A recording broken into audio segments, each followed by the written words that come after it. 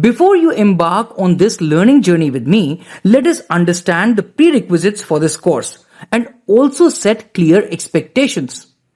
This course is for admins who are new to automating tasks with Azure and an existing familiarity with the Azure platform and Azure management is expected.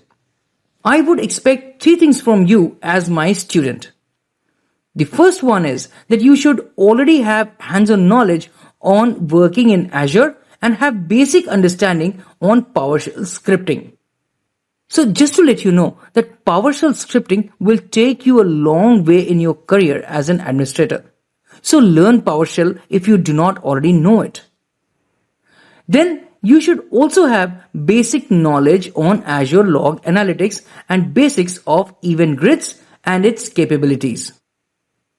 And last but not the least, start performing the labs simultaneously while I perform the demo for a better understanding on this subject. Azure Automation is obviously a service in Azure that allows automation of many Azure management tasks and activities. It is built using PowerShell, providing a robust platform having a vast reach and integration opportunities. And it also helps in the orchestration of actions across both external as well as internal systems right from inside Azure. When I say external, it means workloads that are outside of Azure. It can be in any other cloud or even on premises. It gives you complete control during the deployment, operations, and decommissioning of workloads and resources.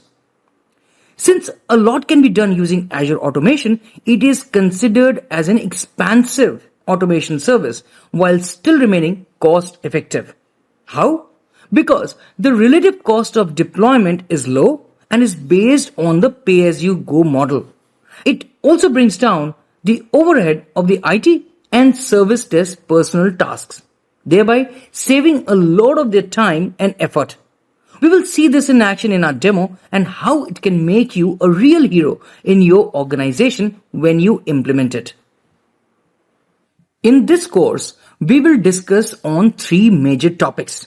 The first one is about the PowerShell runbooks. PowerShell runbooks are based on Windows PowerShell, providing a robust platform for automating processes. You can create and edit the code of runbook directly in the editor within the automation account. You will see this in action during the demo. Microsoft also has provided us with a set of pre-created runbooks for the common tasks like switching on the VMs, shutting down the VMs, and many more. Then we have the update management. This one gives you the ability to have insights into update compliance of the workloads, not just in Azure, but also non-Azure and on-premises environment so that actions can be triggered accordingly if needed. Last but not the least, we will be covering desired state configuration.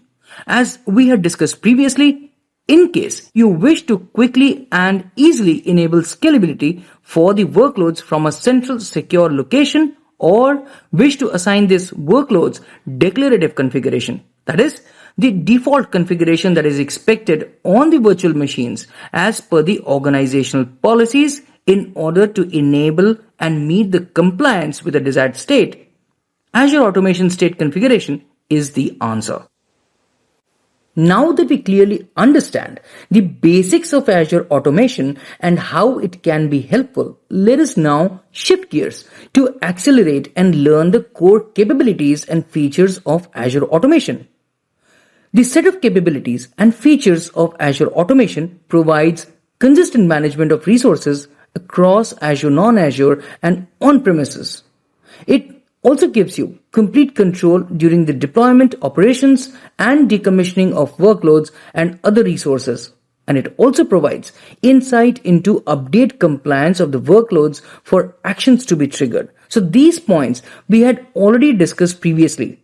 But how does it do it? So the first one is the process automation.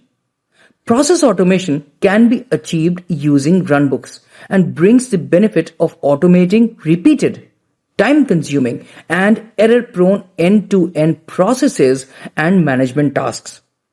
It actually lets the IT and service desk teams to focus on the actual work, thereby adding more business value.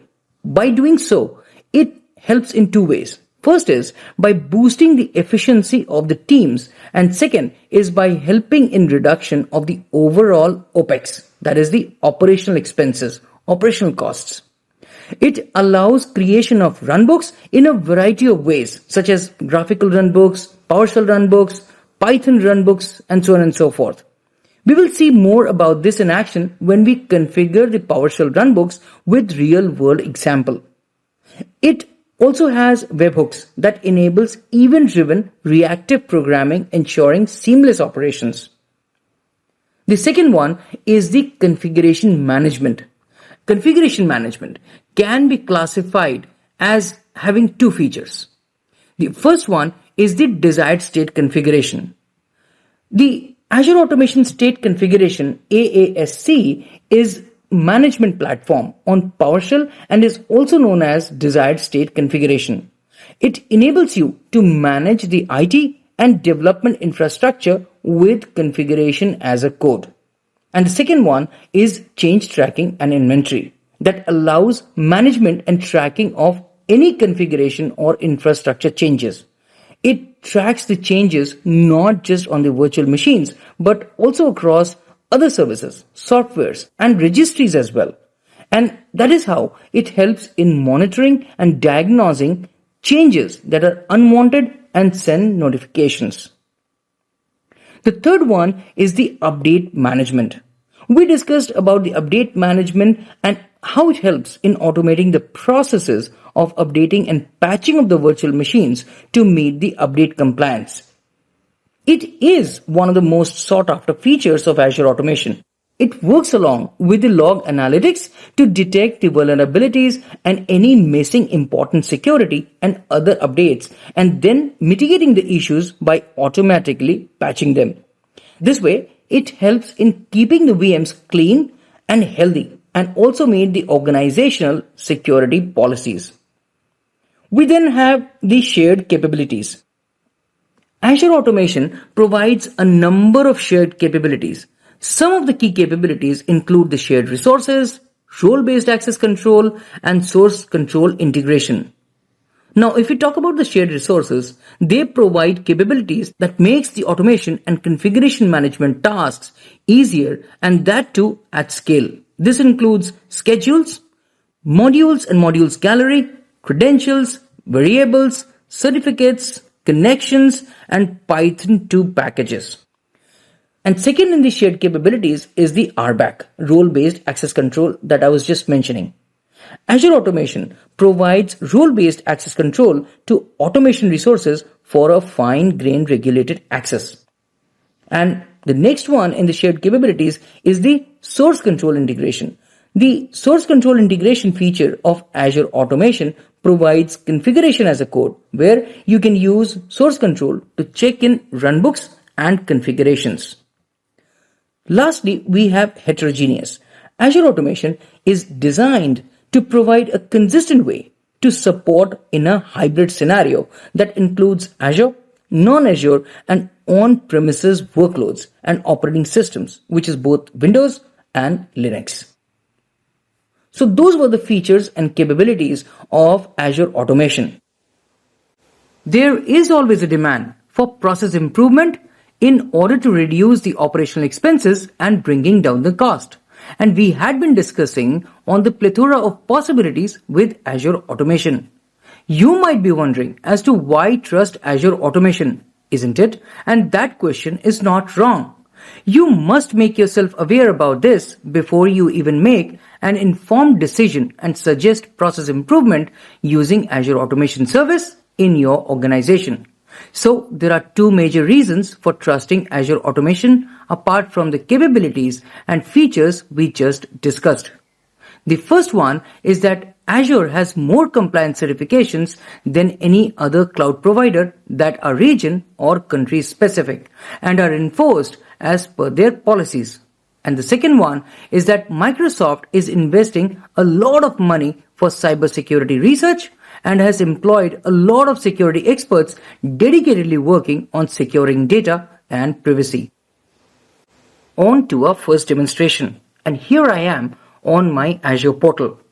And in our first demonstration, we are going to create an Azure Automation account.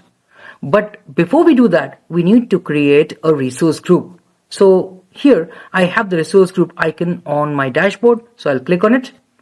And you will notice that I already have one resource group by the name of LinkedIn Learning Automation in the East US2 region. So we will be using that. And we are good with this. The next step is to create the Azure Automation account. And for that, I'll go straight away to the search bar and search for automation. The first option that you will see here is of automation accounts. So I'll click on it, which will take me to the automation accounts page. Here, I'll click on the create button, and this will take me to create an automation accounts page.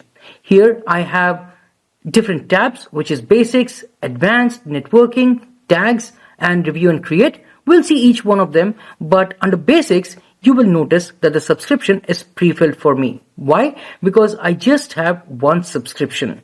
For the resource group, I'll click on the drop down and select LinkedIn Learning Automation. For the automation accounts name, I'll give it a name of LinkedIn Automation. And for the region, it is East US2. There is nothing else to configure, but still I'll take you through the rest of the steps. So I'll click on next. This will take us to the advanced tab of managed identities. By default, the system assigned managed identities is checked and it will create a system assigned managed identity. We can also create a user assigned managed identity, but this is not needed for this demo. So I'll click on next. This will take me to the networking tab, and under network connectivity, you will see connectivity configuration, which has two options. One is the public access and the other recommended way is for the private access. But for the purpose of this demo, we are good with everything else. There's nothing else to configure. So I'll click on review and create. And once the validation has passed, I'll click on the create button again. This will take a couple of minutes before the automation account is provisioned. So we will wait for this to be completed and return back once this is done. Now, as you can see, the Microsoft Azure Automation account has been provisioned. So we can click on the Go to Resource button, and here I am on the LinkedIn Automation Azure Automation Accounts page. On the right hand side, it shows the resource group name as LinkedIn Learning Automation, the location as East US 2, the subscription name as well as the status, which shows as active. Now, these are all the settings that we provided while configuring the automation account. And now I wanted to show you three major things. And we had been discussing about those topics, but I wanted to emphasize more here while I have configured the automation account. So one is the state configuration, which is the desired state configuration. The second one is the update management. And the third one is the PowerShell runbooks. So I will move to the left and then scroll down. Under configuration management, we have state configuration, which is the desired state configuration.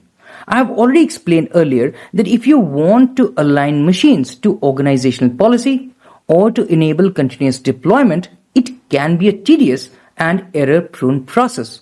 And more, when the infrastructure footprint grows, so does its difficulties in this area, isn't it?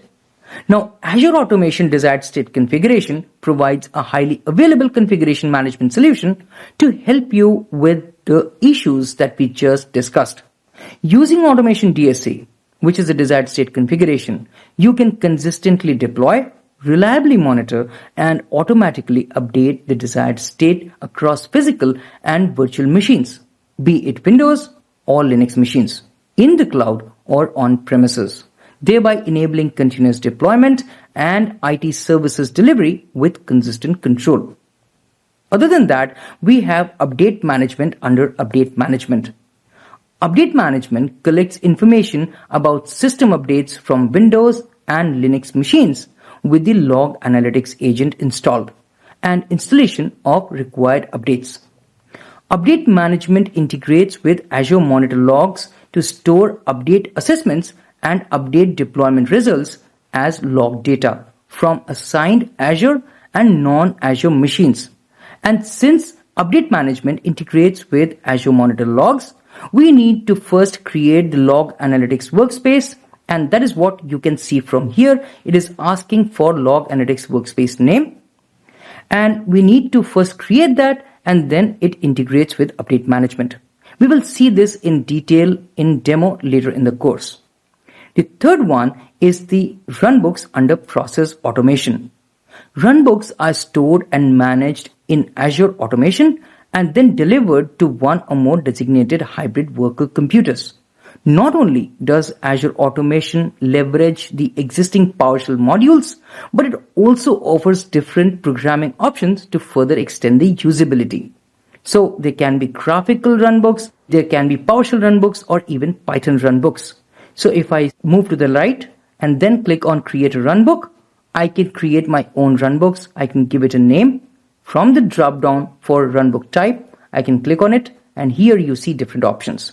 There can be PowerShell runbook, Python runbook, PowerShell workflow, graphical PowerShell runbook, or graphical PowerShell workflow. So I can choose one of them. Say I choose PowerShell.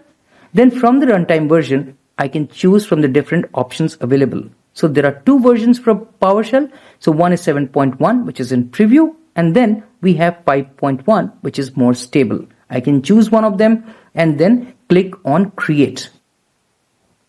So I'll not do that, and I'll just move back to LinkedIn Automation, click on OK, and I'll show you what import a runbook is. So I'll click on it.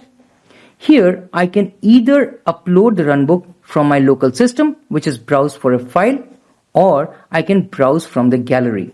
So I'll click here to browse from gallery, and here you will see a plethora of runbooks already created by Microsoft so that you can use them as per your organizational requirements.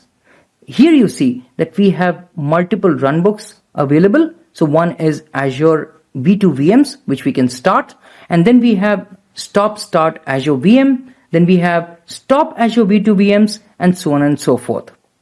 I'll go back to LinkedIn Automation, click on OK, and then we have browse gallery. It will show me the same list of runbooks that are available for me to use. So I'll go back to LinkedIn Automation, and other than that, there are other things that I wanted to show you. So I'll go to shared resources.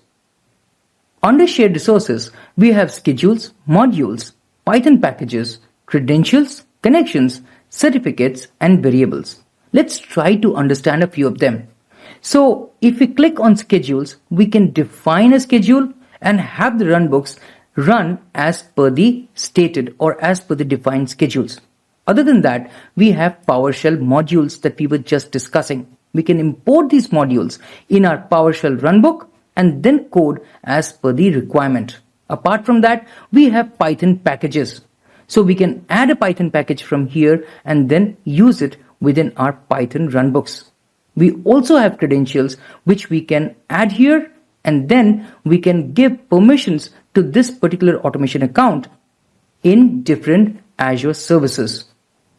We also have connections, certificates, and variables. So if I click on variables, it allows me to add a variable with different data types.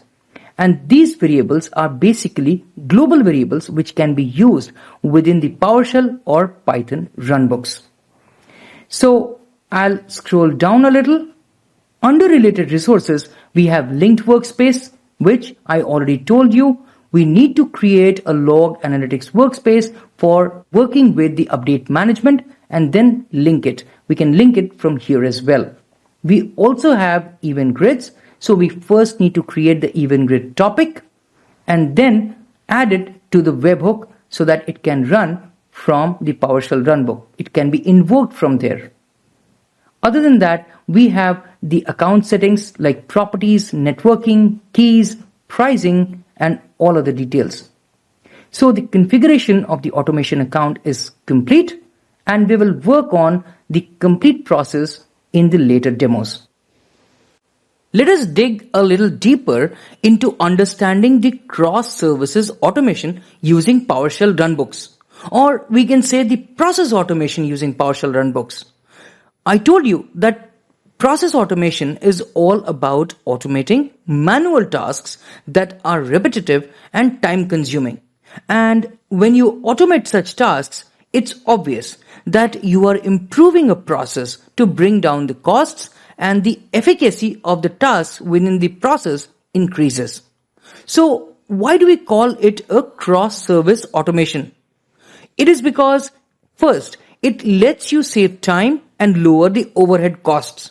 You can automate all of those frequent, time-consuming and error-prone manual tasks. This, in turn, helps in increasing the efficacy, lower operational costs, and also helps the team to focus on other productive work that adds more business value. Then, it is possible to integrate with other services. All the runbooks that we write in Azure Automation are simply PowerShell workflow. We can write runbooks graphically in Azure Automation or write graphical PowerShell workflow runbooks or the PowerShell code directly. In the first two cases, it will eventually generate the PowerShell code which cannot be modified or viewed. It helps to integrate with other Azure services so that end-to-end process automation can be deployed, configured, and managed, and eventually helps in the orchestration actions across environments. And last but not the least, it helps in delivering more reliable services faster.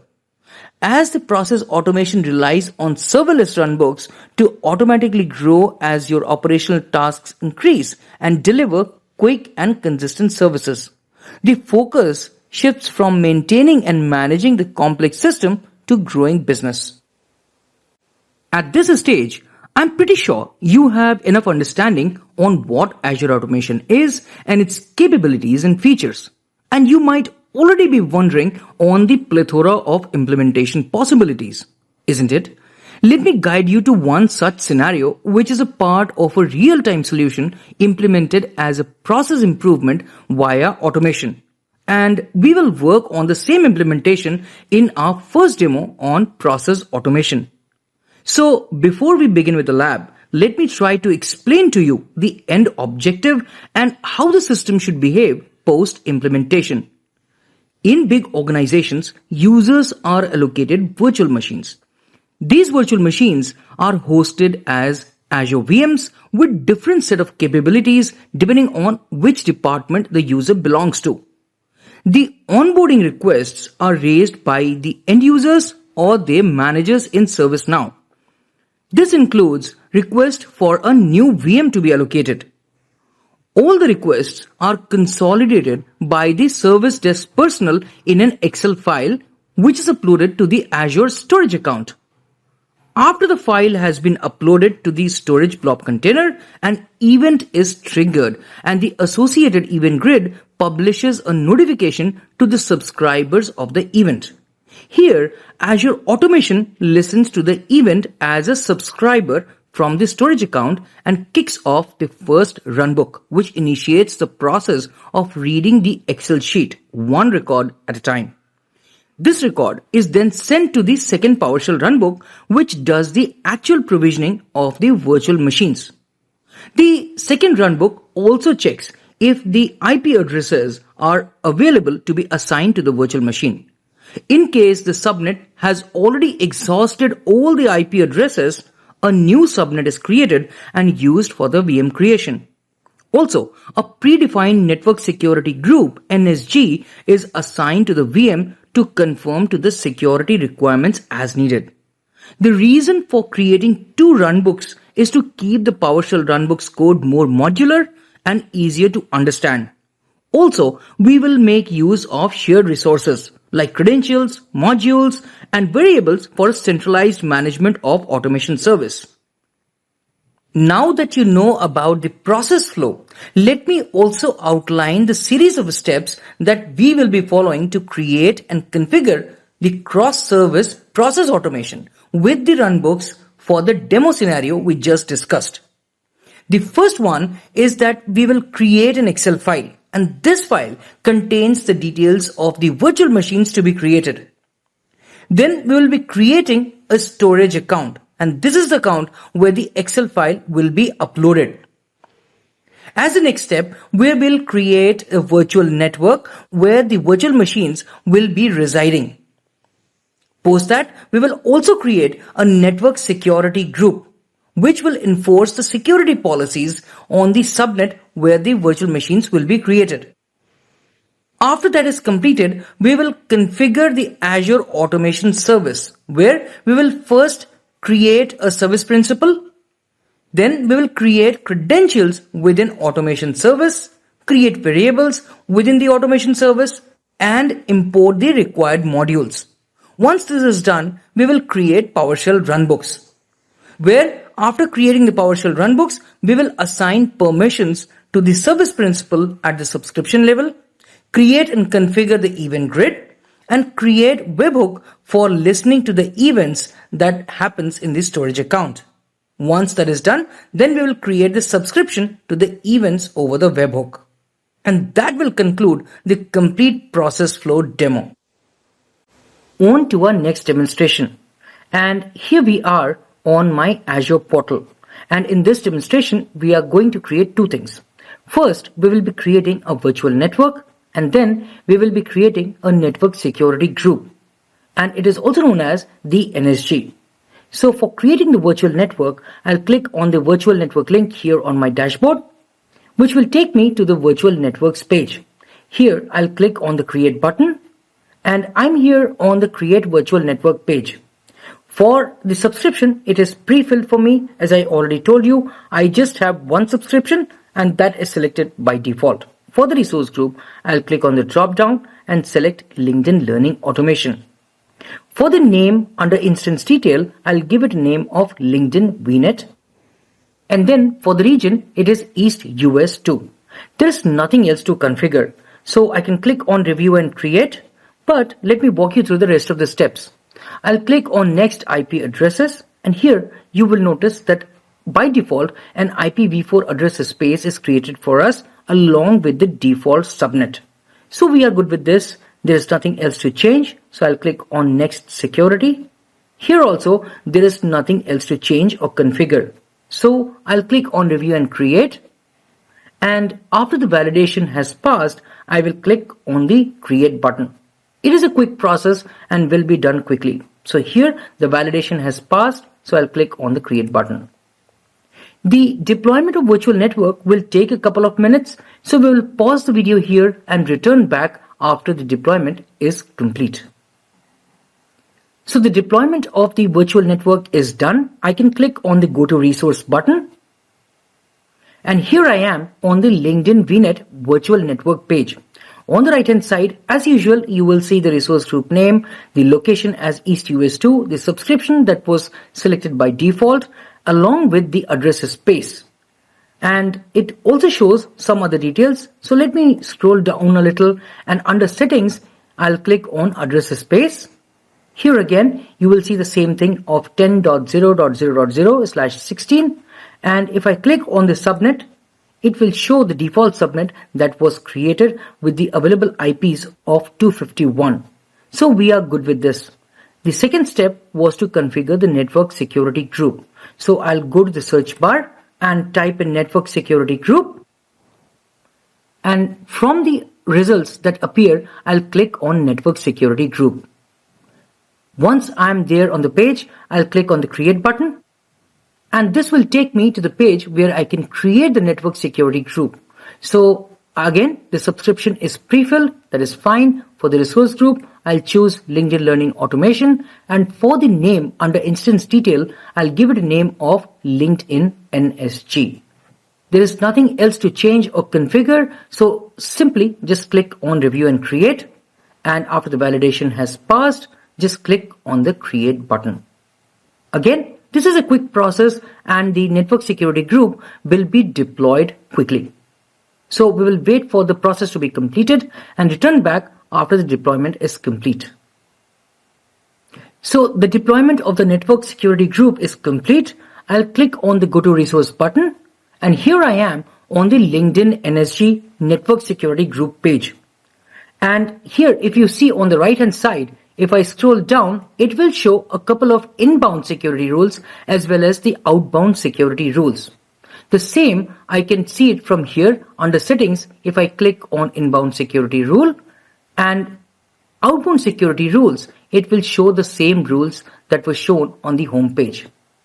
For the inbound security rule, I'm going to add one more rule for port 3389. So what I'm going to do is open port 3389 so that we could RDP into it. So I'll click on add.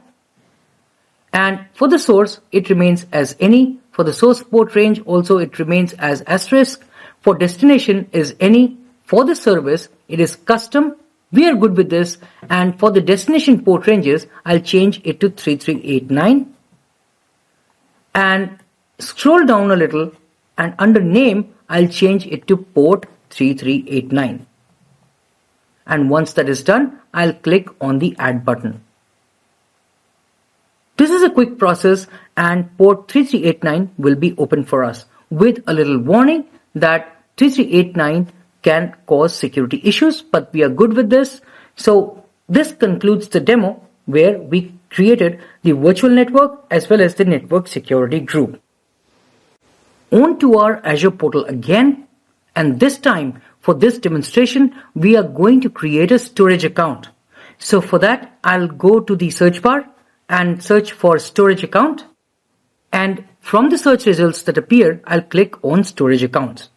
Here on the storage accounts page, I'll click on create, and this will take me to create a storage accounts page. For the subscription, it is already selected.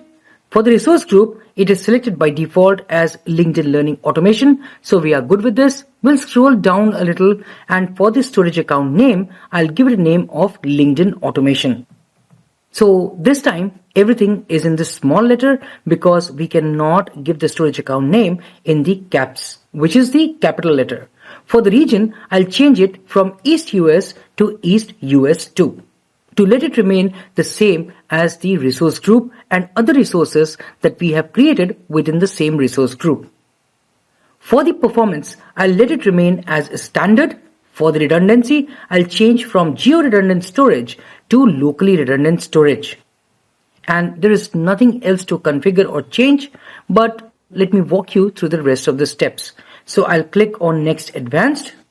Here, the only thing that I want to show you is the minimum TLS version, which is version 1.2. So this is a secure thing.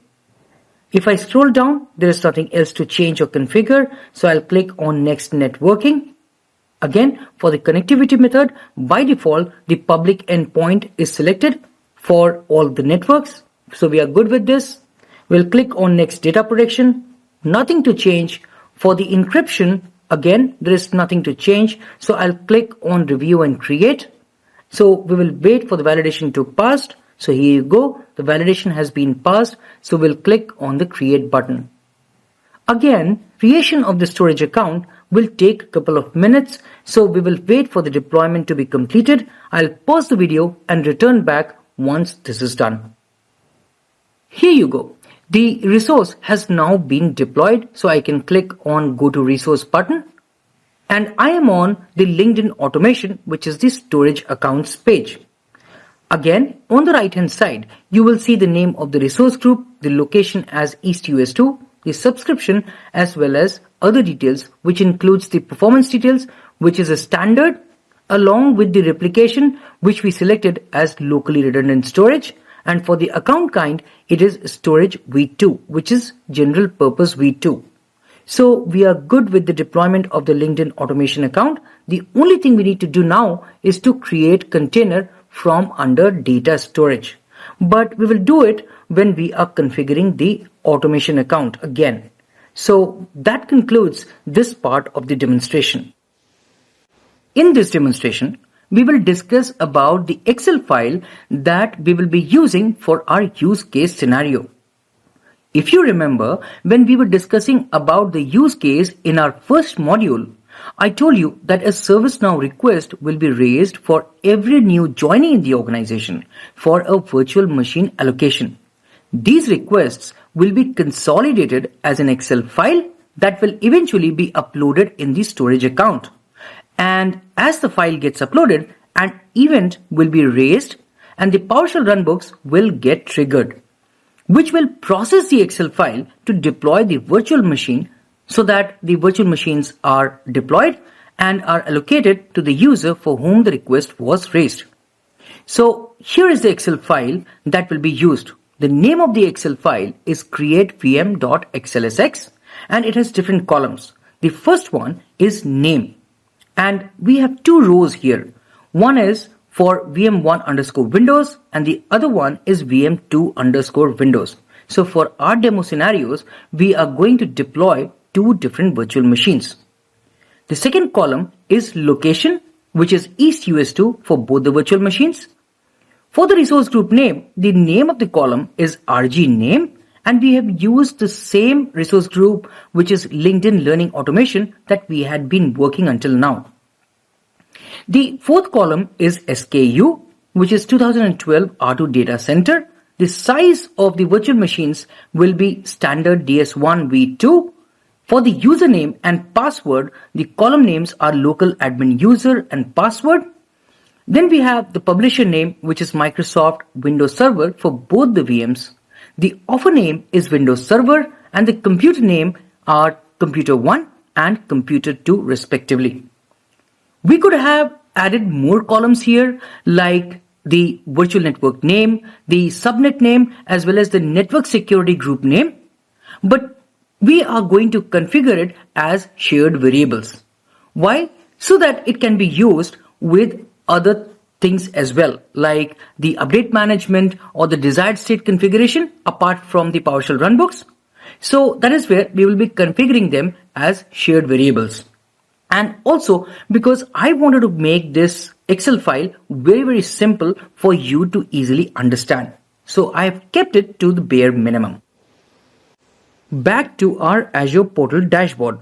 And so far we have created the LinkedIn automation account, the virtual network by the name of LinkedIn VNet, the network security group by the name of LinkedIn NSG, as well as the LinkedIn automation storage account. Apart from that, we have also created the Excel file. And now is the time to create the user-defined managed identity. If you remember from our first demo, I told you that we will not be creating the managed identity and that is out of scope for that particular demo. And now is the correct time to create that managed identity. So since managed identity link is already there on my dashboard, I will click on it. If it is not there, you can just go to the search bar and search for managed identities. Now that we are on that page, we'll click on create.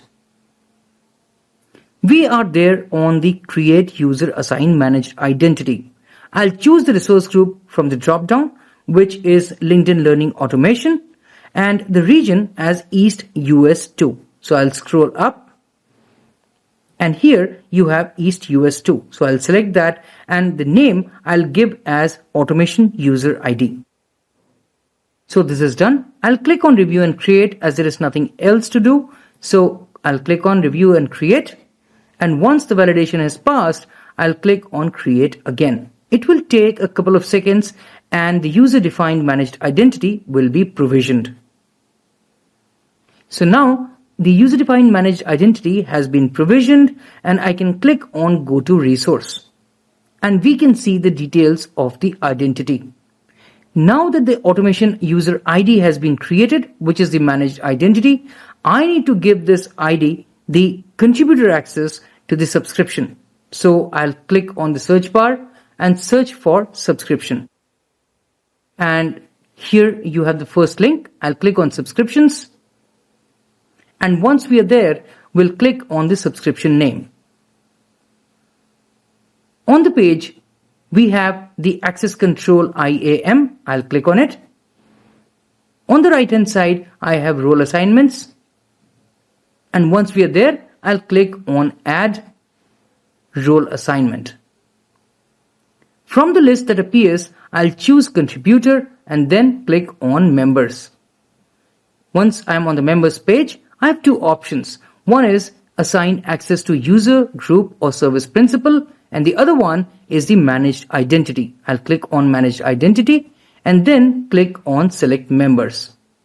On the right hand side, I will choose the drop down for managed identity, and I have one user assigned managed identity. I'll click on it and it will show the automation user ID, the managed identity that we just created. So I will click on it and then click on select.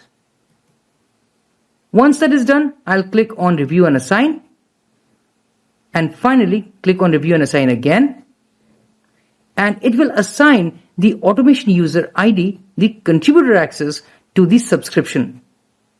I can scroll down, and here under contributor you can see automation user ID.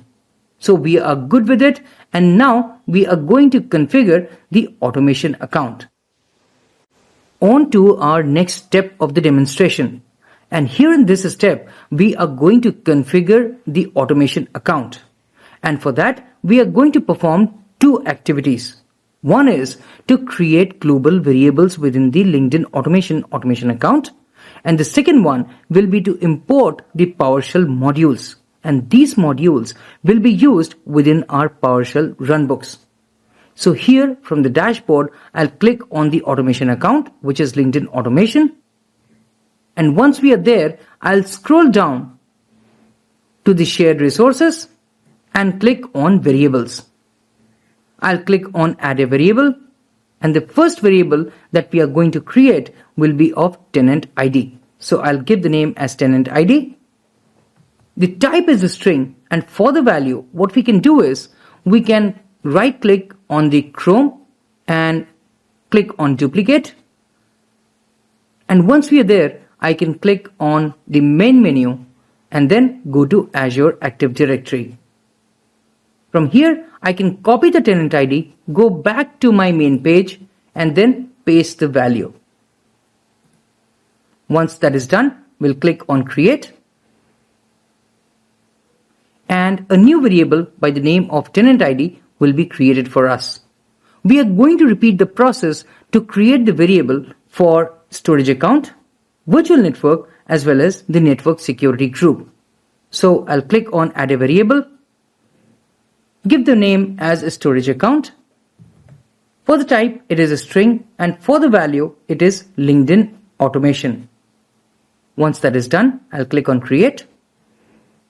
Go back and repeat the process for virtual network. Give the name as VNet. The type is a string, and for the value, it is LinkedIn VNet. Click on create again. Go back and repeat the process for network security group. We'll give the name as NSG. The type remains a string, and for the value, it is LinkedIn NSG. This is now done, and we'll click on create. So we are good with creating the variables. We will now move on to the second part of this demonstration, which is importing the PowerShell modules. So for that, I'll click on modules under shared resources, and from here we need to import 7 different PowerShell modules. The first one is az.accounts, the second one is az.automations, followed by az.compute, az.network, az.resource, az.storage, and then finally import Excel. So we'll start with az.accounts because that is the basis for importing all other modules. So we'll click on add a module, and once we are there, under upload a module file, we'll choose browse from gallery, and then click here to browse from gallery. Once we are on the browse gallery page, I'll click on the search bar and then type in az.accounts. It will take a couple of seconds, and az.accounts will appear as the search result. So I'll click on it, and once we have it, we'll click on select. Now from the runtime version, I'll click on the drop down and select 5.1, and then finally click on import. It will take a couple of minutes, and then az.accounts will be imported. So we'll wait for this function to get completed, and we'll return back after this is done. The importing of the PowerShell module az.accounts is complete, And you can see the new version here, 2.7.5. Now it is time to import the remaining modules. I'll start with az.automations, and for that I'll click on add a module. Once I'm there, I'll click on browse from gallery and then click here to browse from gallery. From the browse gallery page, I'll click on the search bar again and type in az.automation. Now that it appears, I'll click on az.automation and then click on select. Finally, I'll select the runtime version as 5.1 and then click on import. I can add other modules in parallel as well because az.accounts has already been imported. So I'll click on add a module again, click on browse from gallery, click here to browse from gallery and then search for az.compute. After the search results appear, I'll click on az.compute. I'll follow the same process, click on select, then select the runtime version as 5.1 and finally click on the import button as it appears. I'll click on add a module button again, choose browse from gallery and then click here to browse from gallery, and this time I'm going to select az.network. From the search results, I'll select az.network, click on select, and then from the runtime again 5.1 and then click on import. Repeat the process for az.resource.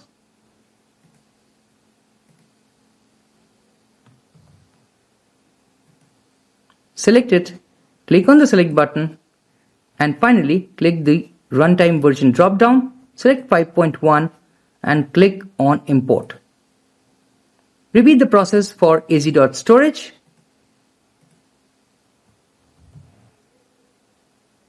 Select it, click on the select button and then from the runtime version click 5.1 and finally click on import. And now is the time to import the final module, which is import Excel. So again, repeat the process, click on browse from gallery, click here to browse from gallery and search for import Excel. Select from the search result, click on the select button.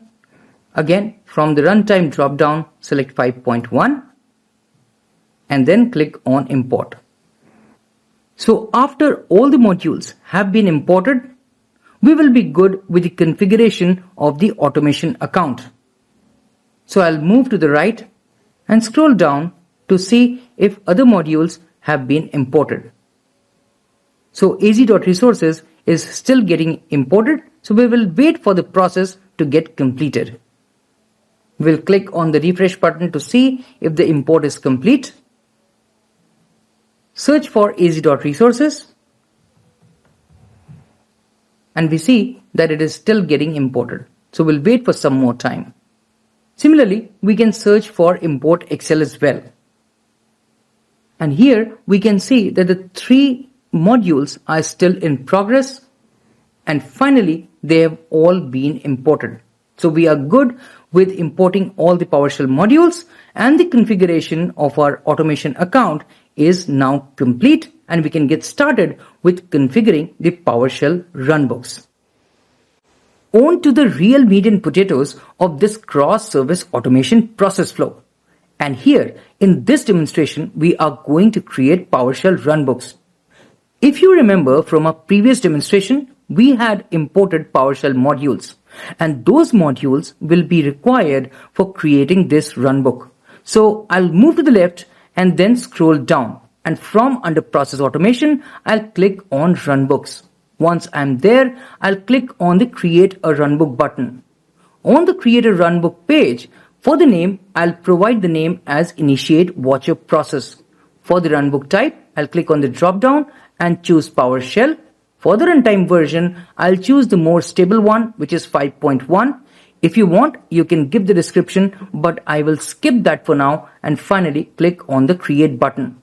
It will take a couple of seconds and the PowerShell runbook will be deployed. But there is no code as of now, and for the code, we are going to go to GitHub to get that. So I'll click on the other tab and here is my GitHub page.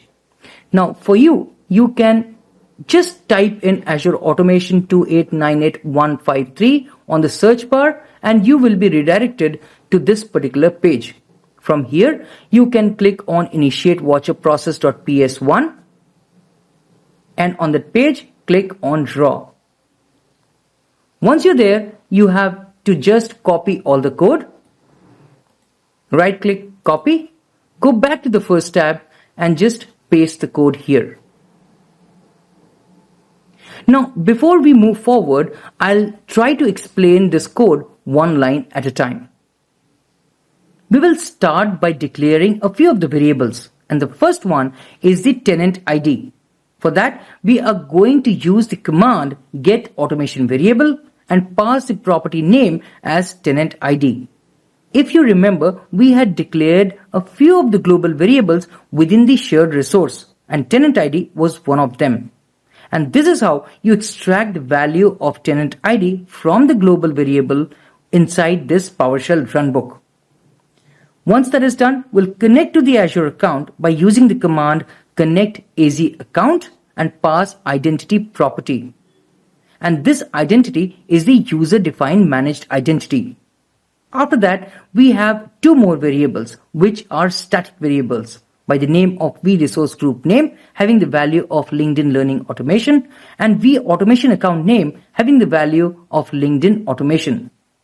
These variables are hard-coded. Why? Because I wanted to show you the different ways of creating the variables within the PowerShell runbook and PowerShell in general. On line number 12, we have another variable by the name of VSStorageAccount. And again, we are trying to extract the value of the variable storage account from the global variable resource. On line number 15 and 16, we have the start time and the end time. And the bottom line is, using these values, we are going to create the storage context. Reason being, because we want to extract the value of the Excel file which will be uploaded within the container of the storage account. Creating the storage context is a three-step process. In the first step, we are going to get the storage account by using the name of the storage account as well as the resource group name. We will use the command get-az storage account, and in the name we'll pass on the variable vs storage account, and for the resource group name is the vResource group name. After we have the storage account details, we'll create the SAS token for the storage account. For that, we'll be using new-az storage account SAS token. The service is blob type and the resource type is container object, having all the permission of read, write, create, delete, and update. The start time is the start time, and the end time, which is the expiry time, is the end time that we had declared earlier. The context is the storage count.context. After we have the SAS token, we'll create the storage context. And for creating the storage context, we'll use the command new-az storage context. And we'll pass again the storage account name, which is the stg account.storage account name, and the SAS token that we had created earlier. I will scroll down, and here we have another variable called path. Its value is $env:temp/vmdetails.xlsx. $env is the path where the PowerShell runbook will be running. Temp is the folder name and vmdetails.xlsx is the temporary file name. Once we have that, we'll remove that item. So we will remove the vmdetails.xlsx file if that file already exists in that path. After that, on line number 27, we'll get on to the blob container. By using the command get-az storage blob, the container name is create_vm. The blob name or the file name is create_vm.xlsx, and this is the actual file that will be uploaded to the storage account.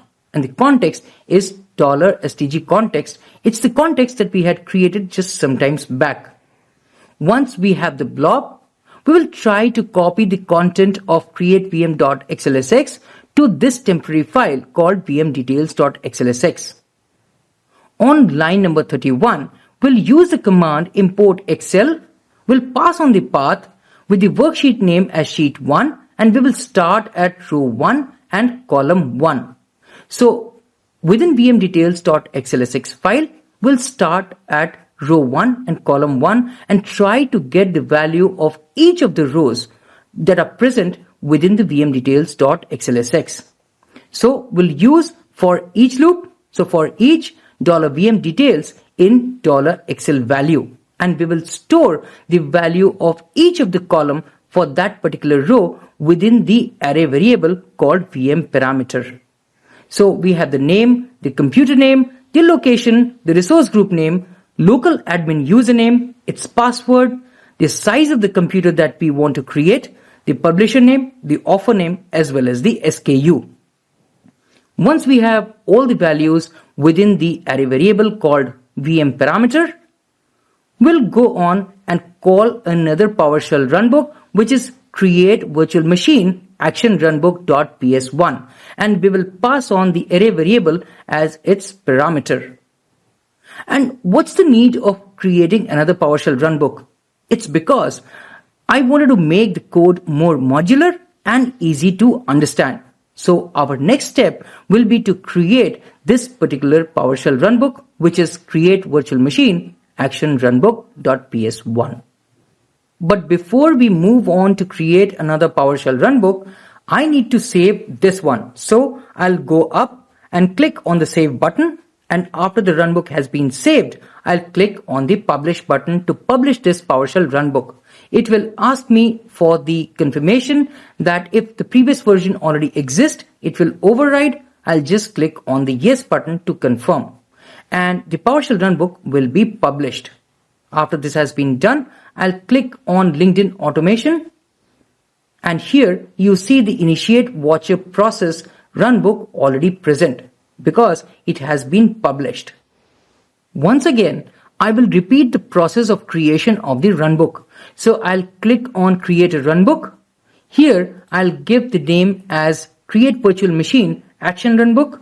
For the runbook type, I'll choose PowerShell. For runtime version, again, I'll choose the more stable one, which is 5.1, and I will click on create. So the PowerShell runbook has been deployed, and it is giving me the option to create the code. So I'll go back to my GitHub page, and here you see create virtual machine action runbook.ps1 is already present. So I'll click on it, and then I'll click on draw. Once I'm there, I'll copy the entire code, go back to my Azure page, and here paste the code. Now that this is done, I'll try to explain this code one line at a time again. But this time, before we do that, I'll click on save, and I'll try to explain this code one line at a time, as I already mentioned. It will start with the array parameter variable, and the variable name is vmDetails. This is the variable that was passed as a parameter from the first PowerShell runbook, which was initiate watcher process. Once we have that, we are going to create certain global variables like tenant ID for tenant ID, VNet for the virtual network, and the NSG name for network security group. Now you might ask why we have appended $global here. It is because we are going to use these variables within the function. Otherwise, these variables may not be accessible. There are other two variables by the name of subnet name as well as the subnet ID. These two variables have been left empty as of now. We'll move to the bottom of the code, and the first line that will execute after that is get-subnet followed by load vmDetails. So the first function that is being called here is get-subnet. So let's try to understand this function. So I'll scroll up a little, and here I am on the function get-subnet. The purpose of this function get-subnet is to find out a subnet within the virtual network where we have the availability of the IP addresses. If the IP addresses are available within the subnet, then that subnet will be used for the creation of the new virtual machines. If the IP addresses of the subnet have already been exhausted, then we will create a new subnet and that subnet will be used for the creation of the virtual machine. The code is pretty straightforward.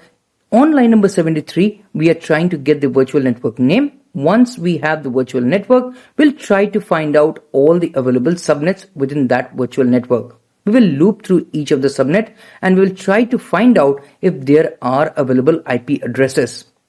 If the IP addresses are available, then we will populate the subnet name and the subnet ID with the name of the subnet and ID of the subnet. Else, we will be creating a new subnet and the prefix for that subnet will be subnet VM.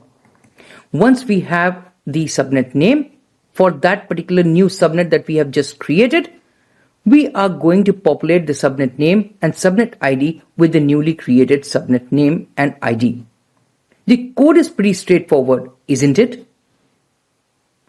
After the function get-subnet has been executed, it will return back and try to call the function load-VM details. So I will move up to the function load-VM details, and here we are on the function load-VM details, which does nothing more than extracting the value from the array variable parameter that was passed from the initiate watcher runbook, and will try to populate different variables like the VM name, the computer name, the location, the resource group, the local admin user and password, the size of the computer, the publisher name, the offer, and the SKU. After all the variables have been filled, a new function createVM will be called and all the parameters will be passed. And this function createVM does the actual heavy lifting of creating the virtual machines within the subnet. So we'll move on to the next function, which is createVM. So here we are on the createVM function. It has all the parameters that was passed from the previous function. So we will use the VM local admin secure password and will convert it to a secure string. Once that has been done, we'll declare the variable for the public IP address, and using that, we'll create the new public IP address. We'll also create the credential object by using the command new-object. After that has been done, we'll use the NSG details, that is the network security group details, to create the NSG ID, declare the variable for network interface card, and then finally create the network interface card. After the network interface card has been created, we'll create a new variable which is virtual machine, and we'll try to configure all the values for the new virtual machines to be created. And after the virtual machine variable has been configured, we'll create the new virtual machine using the command new-azvm. We'll pass in the detail as resource group name and the virtual machine which we just populated, and the location as the location that was passed as a parameter to this function. So finally, we are done with the creation of our second PowerShell runbook, which is create virtual machine action runbook. Since we had already saved this runbook, the save option is disabled for us. But yes, we definitely need to publish this runbook. So I'll click on the publish button and give the confirmation by clicking on the yes button. It will take a couple of seconds, and here we have the create virtual machine action runbook published. Both of our PowerShell runbooks have now been deployed, and it is now time to create the event grid. Why? Because we wish to capture any event that is occurring within the blob container createVM inside the storage account, so that the process of creation of the virtual machine can be initiated. So I'll go to the search bar and search for event grid. And from the search results that appear, I'll click on event grid topic. Once I'm on that page, you will notice that the subscription and the resource group are already pre-filled. We'll just need to fill in the name. So I'll give this the name LinkedIn Event Automation, and for the region, I'll choose from the drop down and select East US 2. There is nothing else to configure, so I'll click on review and create. And after the validation will pass, I'll click on the create button. Now that the validation has passed, I'll click on the create button. It will take a couple of minutes before the event grid will be deployed. So we will wait for this to be completed and will return back after it is completely deployed. Now you see that the LinkedIn event automation event grid topic has been deployed, I can click on the Go to Resource button. And from here, I can click on Event Subscription to create this subscription for our automation account. But I'll not do it from here. I'll do it from within the automation account. So I'll go back to the automation account, click on the name LinkedIn Automation, and create the event subscription from here. But before we do that, we need to go back to the runbooks and create the webhook for Initiate Watcher Process runbook, because this is the runbook that will be initiated once the event occurs within the storage account. So from the top navigation, I'll click on Add Webhook, and once we are there on Add Webhook page, I'll click on Create New Webhook. Here, I'll give the name as Watcher Webhook. For the date, I'll let it remain as 4/18/23, but remember to copy the URL from here. This is the webhook URL, and once you go out of the page, you will not be able to get back again. So remember to copy this URL, and once you have copied, click on the OK button. And finally, click on Create. Now that the webhook has been created, it is time to configure the event subscription.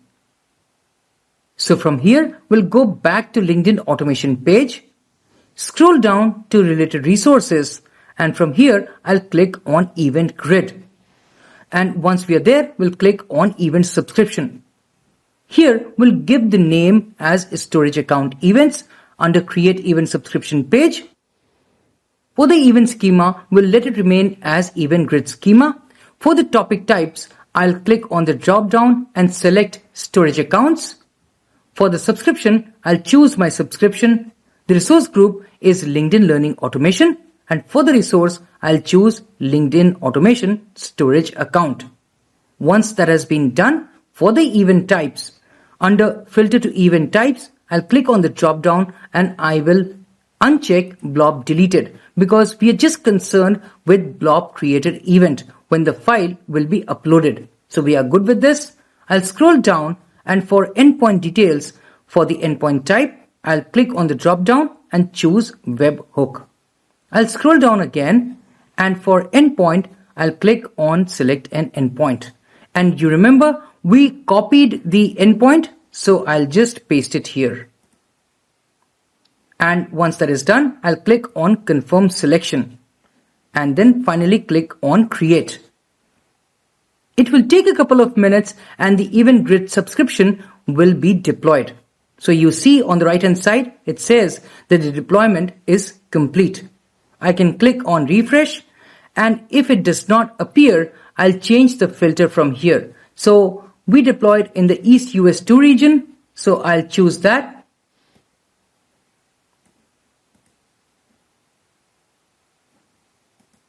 And our event will be displayed.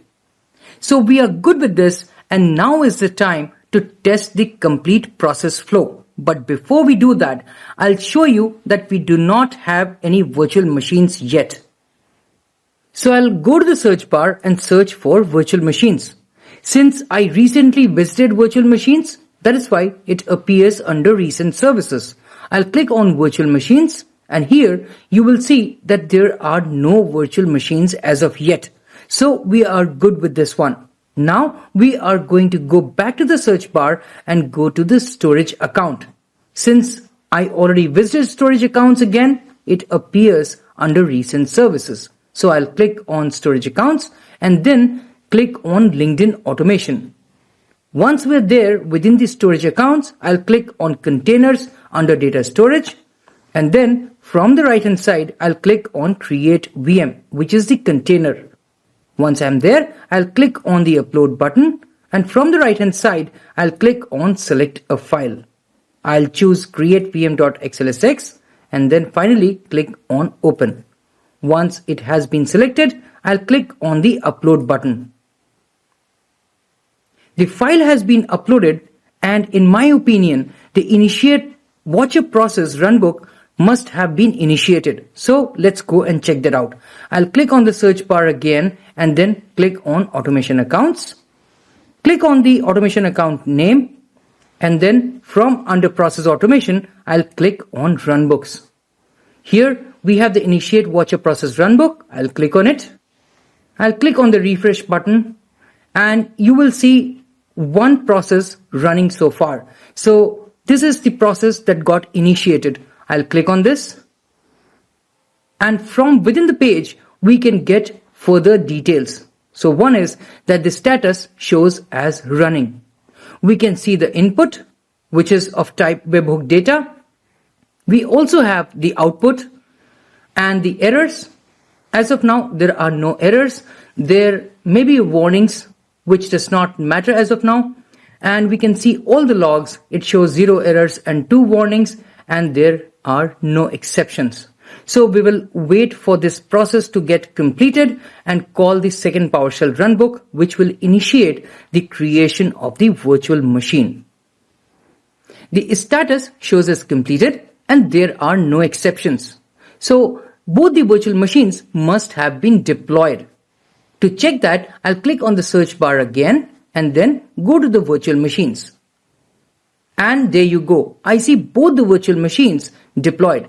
The names are VM1_Windows as well as VM2_Windows. They both have been created under resource group LinkedIn Learning Automation. In the East US2 region, the status shows as running. They both have operating system of Windows with the size of a standard DS1 V2. If we click on any one of the virtual machines, we can see further details, like the private IP address is 10.0.0.5 for the second virtual machines, as well as it has the public IP address.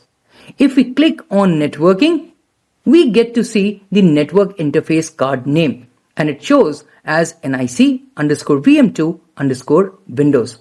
If we click on the first virtual machines, which is VM1_Windows, it will show the network interface name of NIC_VM1_Windows.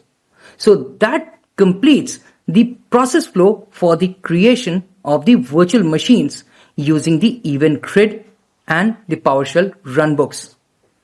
I hope you followed this session and simultaneously performed your lab.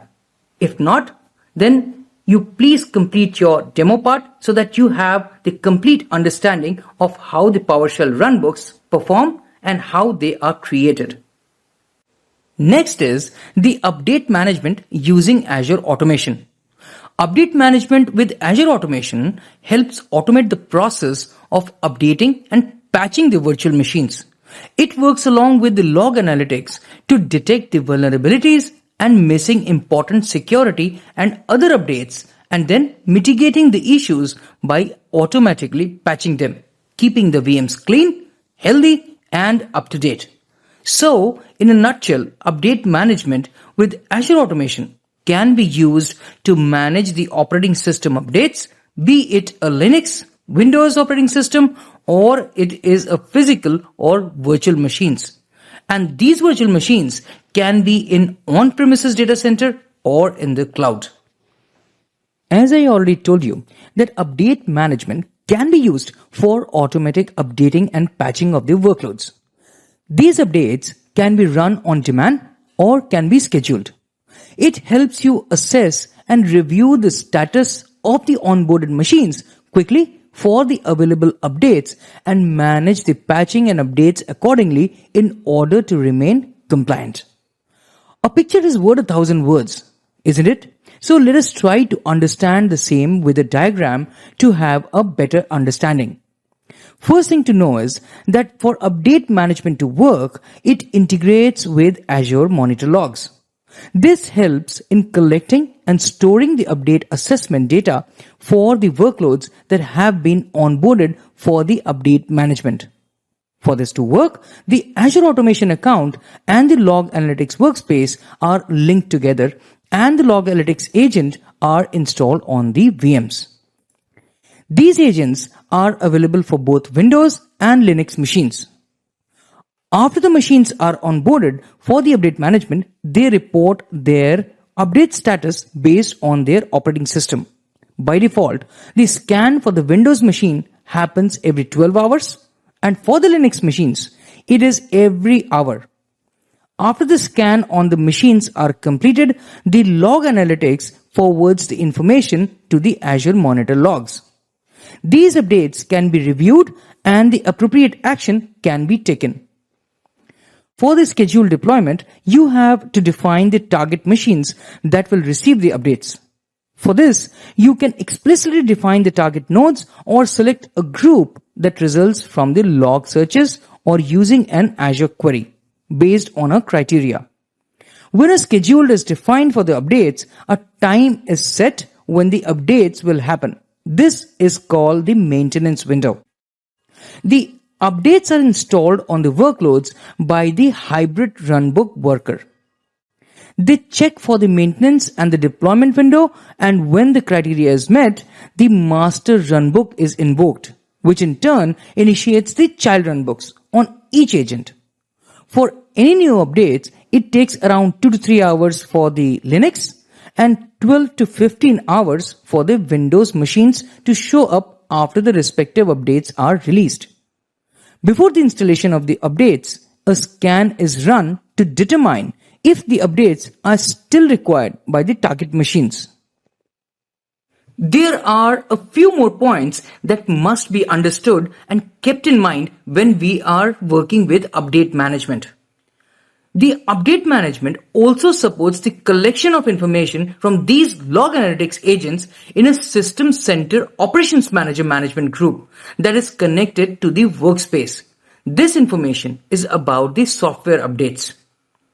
Second point is that a particular machine cannot be registered for the update management in more than one log analytics workspace. Update reports from Windows Update Agent to WSys might be different from the updates reported by Microsoft Updates, depending upon when the WSys was last synchronized. For Windows machine, the compliance scan runs every 12 hours. For Linux machine, it is 1 hour by default. After the log analytics agent is restarted, the compliance scan happens within 15 minutes of the restart. Last but not the least, in the scheduled deployment, all the updates marked as optional are not included in the deployment scope for Windows machine. Only required updates are included in the deployment scope.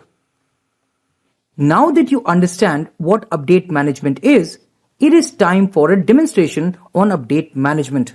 And I hope you are ready with your tenant to perform the lab simultaneously.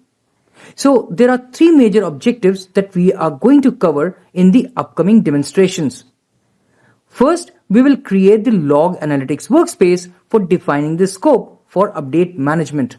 This will help with our next demonstration, which will be onboarding the virtual machines based on the log search. We will use KQL for this, which is the Kusto query language. And in the final demonstration, we will be scheduling the update management for our virtual machines. So, what are we waiting for? Let's get cracking. I am back onto my Azure portal, and in this part of the demonstration, I'm going to create a log analytics workspace in order to be able to work with update management within Azure Automation. So I can click on log analytics workspace icon directly from here on my dashboard, or I can click on the menu and then go to all services. Once I'm there, I can search for log analytics workspace. You will see that on the right hand side, log analytics workspace comes up as a search result. So I can click on it. And once I'm there on the log analytics workspaces page, I can click on the create button. Here I am on the create log analytics workspace page. So if I scroll down, I can choose the resource group as LinkedIn Learning Automation. For the name, I'll give it a name of LinkedIn LA Workspace, LA for log analytics.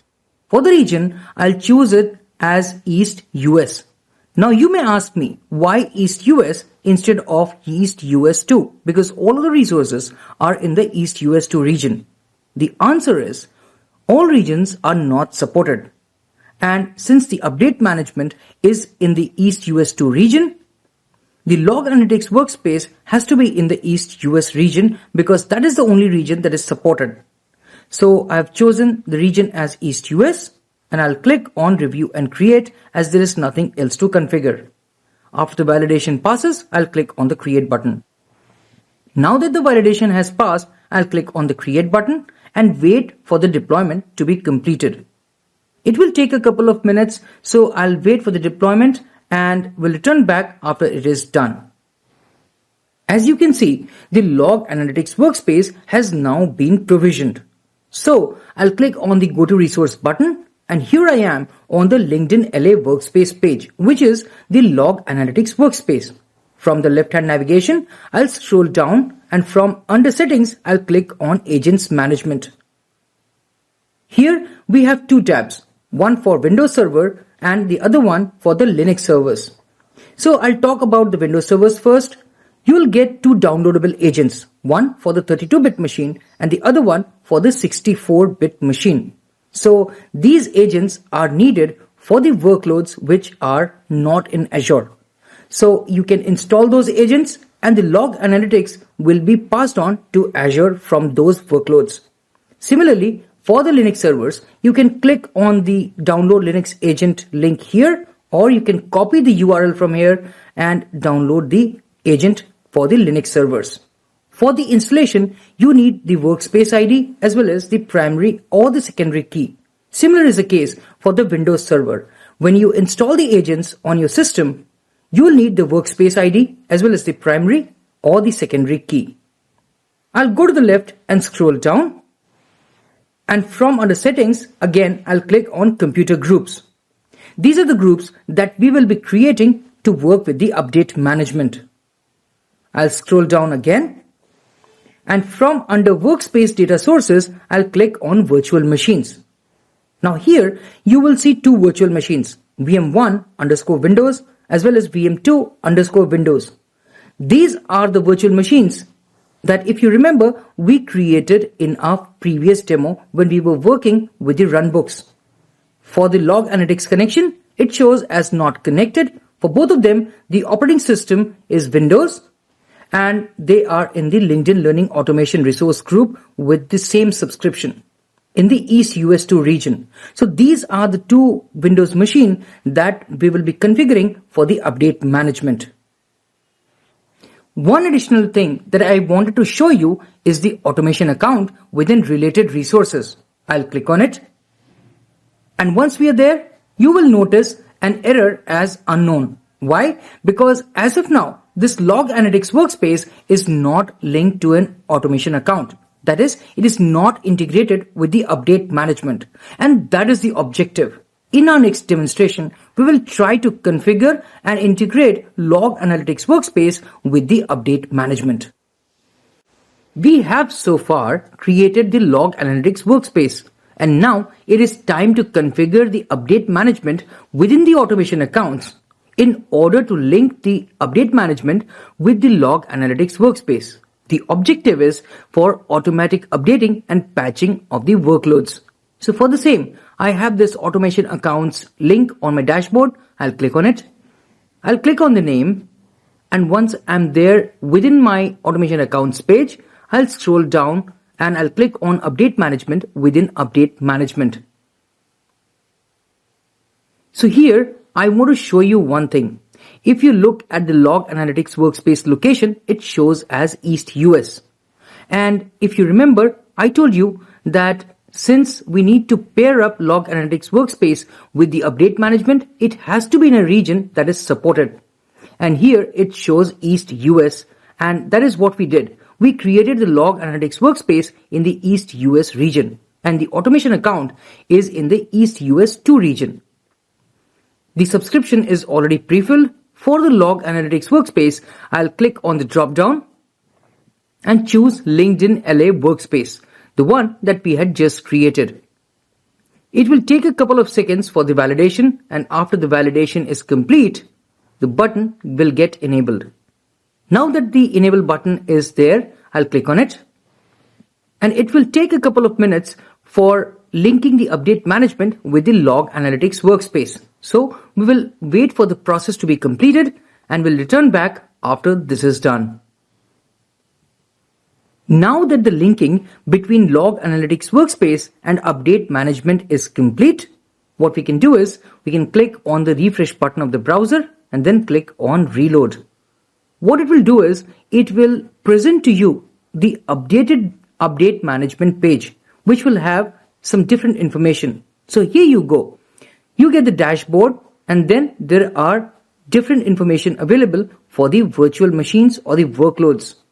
So let me explain it to you. For the non-compliant machines, it shows 0 out of 0. Similar is the case for machines that need attentions. There are 0 values, and for missing updates as well as for failed update deployments, the value is 0. Why? Because as of now, no workloads have been attached with this update management. And in order to do so, we will click on Add Azure VMs. And once we are there within the Enable Update Management page, we can scroll down. And here you see the two different virtual machines that we had previously created using the PowerShell runbooks. The first one is VM1_Windows and the second one is VM2_Windows. We'll just need to click on the Enable button. Again, it will take a couple of minutes before these virtual machines are linked for update management. So we will wait for the process to be completed and return back after this is done. Now that the VMs have been added for the update management, we can go back to the update management page by clicking on the LinkedIn automation link at the top of the page. And then we can click on the refresh button again. As of now, the machine details do not appear here, but never mind. Let's go to the Log Analytics Workspace. I'll click on the search bar and then click on Log Analytics Workspace icon. I'll click on the name, and once we are there, we'll scroll down and click on Virtual Machines under Workspace Data Sources. Here again, we see those two virtual machines, but this time under Log Analytics Collection, you see that it shows this workspace with a green check mark. Because now these virtual machines have been enabled for Log Analytics and they will send their data to the update management. So we are good with this. Next step is to configure the computer group. So I'll scroll up,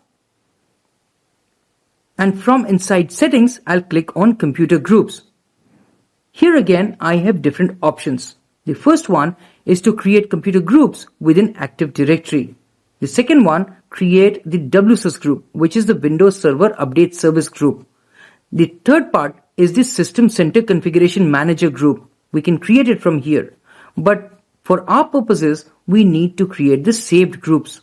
For the same, I'll click on the Log Analytics icon from here.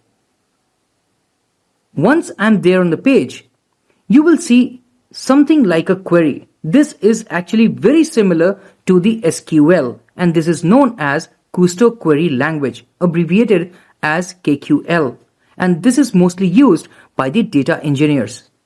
So in order to create the saved groups, let me do certain changes. So I'll remove this second line along with the pipe character. So it now reads as select all from heartbeat, where heartbeat is the table, with the pipe character which represents where distinct computer. I also need the computer IP as well as the operating system type, so OS type. I'll click on run, and it shows the details as computer 1 and computer 2 along with their IP addresses and the operating system type. What we can do now is click on save and then save as function. We will give this a name, which is Windows VMs. We can give the same name here under legacy category. And one most important point is we need to check the save as computer group. Once that is done, we'll click on save. It will take a couple of seconds and the group will be saved for us. Now that this is done, we'll click back on LinkedIn LA workspace and click on refresh. And here our new group shows up. So this is the group that we will be using for scheduling the update management for our two virtual machines. So now I'll go back to my automation account. For that, I'll click on the search bar and then click on Automation Accounts. Once I'm there, I'll click on the name of the automation account, and after I am within the Automation Accounts page, I'll scroll down and click on Update Management. Now you will see both the machines that were onboarded, Computer 1 as well as Computer 2. They both show as compliant, and within the update agent readiness, they show to be ready. So now if I see the non-compliant machines, it says 0 out of 2. Means there are no non-compliant machines. So we are good with this. And one more thing, there can be multiple different ways of onboarding the machines for the scheduled update management. But we'll be using the group that we had created earlier in the previous demonstration for the log analytics workspace. So we'll click on schedule update deployment. We'll give it a name of Win Updates. For the operating system, it is of course Windows because we do not have any Linux systems. For the items to update, we have two options. One is groups to update and the other one machines to update. I'll explain each one of them. So let me click on groups to update. Here I can select the subscription. I can select the resource group, which is LinkedIn Learning Automation, and then finally click on add. Under included items, you will see one subscription and one resource group. So you can click on preview and both the virtual machines will be listed here. For now, we are not going to use this method. So we'll click on cancel. We'll click on cancel again and confirm the selection.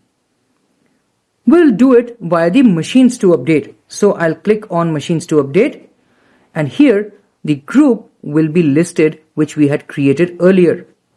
So here you have Windows VM. I'll click on that and it appears under selected items. Once that is done, I'll click on OK. Now that the items have been added, we have update classifications. So there are 8 selected items as of now. They are critical updates, security updates, update rollouts, feature packs, service packs, definition updates, tools, updates, and so on and so forth. I'll let remain this selection as is. I will scroll down and let me explain what this include, exclude, update means. So I'll click on it. And here, for the include, you can include all the KB IDs that you want to be the part of the scheduled update deployment. Exactly opposite is the case with exclude. You can list all the KB IDs that you do not want to be the part of the scheduled updates. For now, we do not have anything to be included or excluded, so I'll click on cancel and come out of it. Then we have schedule settings. I'll click on configure. I'll choose the time as 12:11 itself with the date of April 30th. And for the time zone, I'll choose US Pacific. After that is done, I can click on OK. But hold on, let me explain what this recurring means.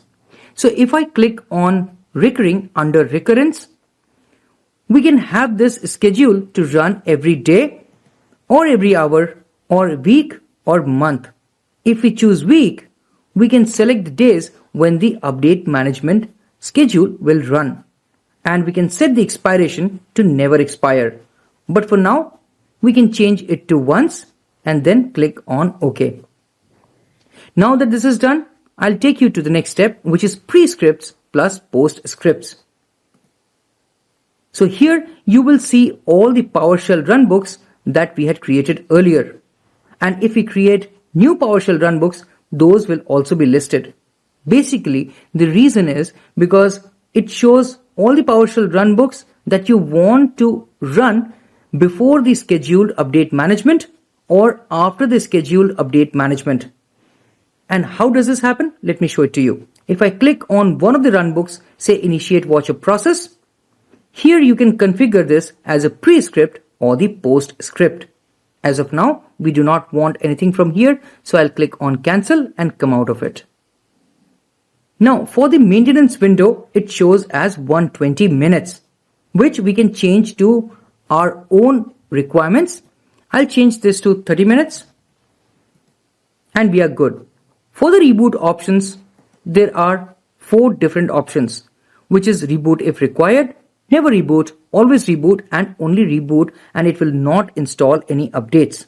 So these options are self-explanatory, and I'll choose reboot if required. That is, if the updates need the systems to be restarted, it will happen. Finally, I'll click on the create button. Again, it will take a couple of minutes and the schedule will be deployed. So we will wait for the process to be completed. The schedule deployment has been completed, and we can verify it by clicking on the schedules under shared resources. It says Win Update, the one that we had just created. I can click on it, and here you can see those options that we had selected during the configuration. What we can do is we can delete it from here, or we can add a new schedule. So for now we are good, but before that, let me change this time to 12:30 noon. So I'll change this to 12:30, and I'll change this from AM to PM. This is okay. I'll click on save, and this is done. So I'll close this, and we are good. I'll go back to update management, and I'll show you something. So if I click on manage machines, here we have three different options. One is enable on all available machines, or we can enable on all available and future machines, and enable on selected machines. These are the options which we have for the existing and upcoming workloads. So if we choose the second option, it means enable on all available and future machines. That means that if there are workloads that are currently there, it will get updated with the update management. And for all future migrations or creation after we have created the workloads, they will get automatically added to the schedule. So I can click on enable, and this will be done successfully. Now let's go back to the log analytics workspace. I'll click on the name, and after I'm there, I'll scroll down and check the virtual machines under workspace data sources. So this is all good. There is nothing to be changed or nothing to be configured. I'll scroll back up, go to the overview page, and here we have configure monitoring solutions. So I can click on view solutions, and it will show me the details of the virtual machines. So it shows me 2 computers assessed, and these are Windows systems. So I can click and drill down further, and it will show me those 2 computers under Windows computers. We do not have any Linux computers, and for Windows computers, the critical security and other updates are 0. That is, that they are not non-compliant machines. If I scroll to the right, we have common update queries as well. So that is not needed for now. I can click back on the LinkedIn LA workspace, scroll down, and from under related resources, I can click on automation account. I can go to account, and here in the overview page for the automation account, you will see 6 completed job under job statistics. Earlier that was 3, and now 3 more jobs have been completed. Now if I go to update management, you will see that the machines computer 1 and computer 2 are compliant, and under update agent readiness, it shows as ready, and the job has run a few minutes back itself. If you scroll to the right, it does not show anything missing. So there are no missing critical updates, security updates, or other missing updates. And that is how you utilize update management within Azure Automation for automatic updating and patching of the workloads. Now that we have learned about PowerShell runbooks and update management in Azure Automation, it is time to learn one of the most sought after and widely used feature, and that is desired state configuration. You might be having the responsibility to handle the data center of your organization having thousands of servers, where you wish to quickly and easily enable scalability to your IaaS environment. from a central and secure location, or may want to assign your VMs declarative configuration. Why? So that the VMs are compliant with the desired state as per the organizational policies. And this is where Azure Automation State Configuration comes for the rescue. Azure Automation State Configuration is a configuration management service that allows you to create and manage desired state configuration using PowerShell for workloads. These workloads can be physical or virtual machines, and they can be in any cloud or even in the on-premises data center. Desired state configuration can be used for the management of a variety of machines. These can be Azure virtual machines which are classic, and then physical or virtual Windows, as well as Linux machines that are on-premises or in the cloud other than Azure. That includes AWS EC2 instances as well. Now, desired state configuration can be configured using the Azure CLI, PowerShell, as well as in the Azure portal by selecting the state configuration under configuration management. What we will be doing is we will be using the Azure portal for the desired state configuration. In case there are restrictions or any other organizational dependencies or policies where you do not wish to manage state configuration in the cloud, you can still use Azure Automation State Configuration as a report-only endpoint. In this case, you can use Azure Automation State Configuration to check and report the compliance status of the workloads.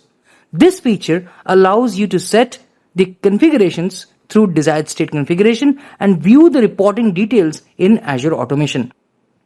One interesting point is that if the desired state configuration extension version on the Azure virtual machine is greater than 2.70, then managing Azure VMs with Azure Automation State Configuration is already included at no extra charge.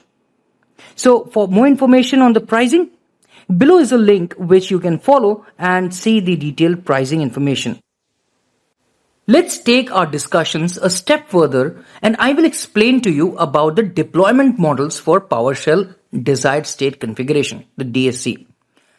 Azure Automation State Configuration can be done using the capability built into PowerShell starting version 4, where we have the state configuration providers that are baked into PowerShell for the ease of configuration management. There are multiple providers that are around the file systems, registry, roles and features, processes, services, packages, logs, scripts, you name it. And the best part is that these resource providers are being updated frequently. I told you that we only let the configuration know what we want and not how to do it. That means that Azure Automation State Configuration is a declarative technology and not imperative. Therefore, the focus is on the desired state and not on the code on how to do it. So the question is, how is the declarative configuration done?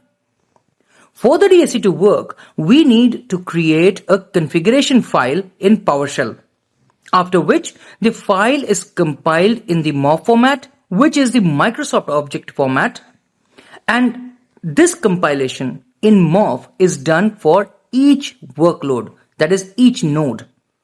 Once the file has been compiled, we need to have these lightweight MOV file staged for these target nodes, where we want the DSC to make the nodes compliant.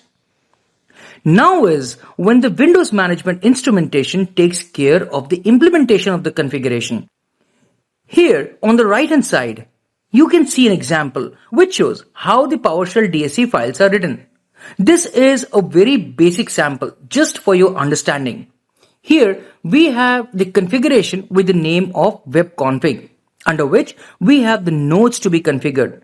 Here we have the sample as webvm1, that's the virtual machine, and under the virtual machines we have declared that we need the Windows feature of IIS. For the Windows feature of IIS to be present, to be installed, we need to make sure that the value of ensure should always be present. The name is web server, as I already told you, and it includes all sub features. And that is where it is set to true. So all the dependencies will also be installed. We were just discussing about the staging of the DSC files for the target nodes on the DSC pull server. There are two ways, or you can say two modes, to accomplish this. One of them is the push mode. In this mode, the configurations are applied to the node via the start DSC configuration command. These configurations are pushed to the local configuration manager, which is the LCM of the target nodes. The second mode is the pull mode, where the configurations are stored centrally, and there is a special service, which is the DSC service that runs on the Windows Server 2012 R2 and above, that has the DSC configuration. The target nodes poll and pull the configuration with the unique IDs, GUID, from the servers running the DSC services so that the correct configuration is passed to the respective node. Time to know how you can onboard workloads for management by Azure Automation State Configuration Service. Best part is that with Azure Automation DSC, you can easily enable VMs for management using Azure Portal, PowerShell, and even with Azure Resource Manager templates. What we are going to be focusing on will be onboarding using the Azure Portal. So what happens under the hood? We have the Azure Automation account and have the state configuration service. When we try to onboard the VMs for the automation state configuration, a PowerShell extension gets installed on this VM, which is the Microsoft.PowerShell.DSC. And this extension runs asynchronously and plays that pivotal role in the state configuration management. This is actually the local configuration manager, as I already said, LCM for the VM. Another important point is that Azure Automation State Configuration supports partial configuration, meaning that although the desired state configuration can manage multiple configurations independently, but if there are two different configurations needed for a particular workload, you will need two different automation accounts. Time to get our hands dirty again. So get ready with your tenants to start implementing simultaneously as you see me perform the demonstration. In this section, we will perform the following steps. First of all, we will be configuring Azure Automation State Configuration. And then we will be onboarding virtual machines for state configuration management. Once that is done, we will be performing the demonstration on the state configuration reporting. And finally, I'll show you how you can perform the integration of Azure Automation Desired State Configuration with Azure Monitor Logs. In order to configure the Azure Automation State Configuration, we need to create the state configuration PowerShell file. So here I am on GitHub, and we will be working with PowerShell DSC.ps1. So I will click on this file name, and I'll scroll down. And here is the complete code. It starts with the section configuration, and this is a mandatory section. It has to have a name. Here it is web server. Now notice that this name is very important because when you are configuring the state configuration from within the Azure portal, you need to give the same name. Within the configuration section, we have parameters. So it starts with param, and then within parentheses, we have two string type of variables. The first one is node names. The second one is the account key. For the node names, I've made this a mandatory field. So when passing the parameter, this one needs to have a value. I'm also checking whether this node names is null or empty, which should not be the case. So for that, I've used validate not null or empty. Now, account key is the primary key of the storage account. I know this is not a good way to put the account key here, but this is just for the demo purposes. Otherwise, you can pass it from within the Azure portal as a parameter. On line number 11, we have import DSC resource, name service, module, PS desired state configuration. This is not important, but still I'm importing the DSC resource, which is PS desired state configuration, so that if there are any dependencies, that can be taken care. Then we have two more variables. They both are of type string. The first one is the storage account name. Now this is the name of the storage account, LinkedIn Automation. We already know about it. And then we have the storage account username, which is Azure / the storage account name. Why is there a need of creating another variable with the name of storage account username and having Azure /? This is because when you're working with the file share, you need to have the Azure / storage account name. So that is the reason I created this variable. We then have the secure account key, and here we are converting the account key to a secure string. This is needed because until you convert it to a secure string, the PS credential object will not be created. So in order to create the PS credential object, we need to convert the account key to a secure string. And here, my storage credential, we are creating the PS credential object. This will create the credential object for the storage account if we want to access that. Scroll down, and here we have the node names. Remember, node names was the name of the parameter variable which was passed, and then we have the node here. Now what is this node? Whatever configuration that we are doing for a workload, and node represents the workload here. And the node names will be the name of the computer that we will be passing from within the Azure portal. The first service that we are going to install is the Windows feature of DSC service. So the actual name of the service is the DSC service, and here we are ensuring that it is present.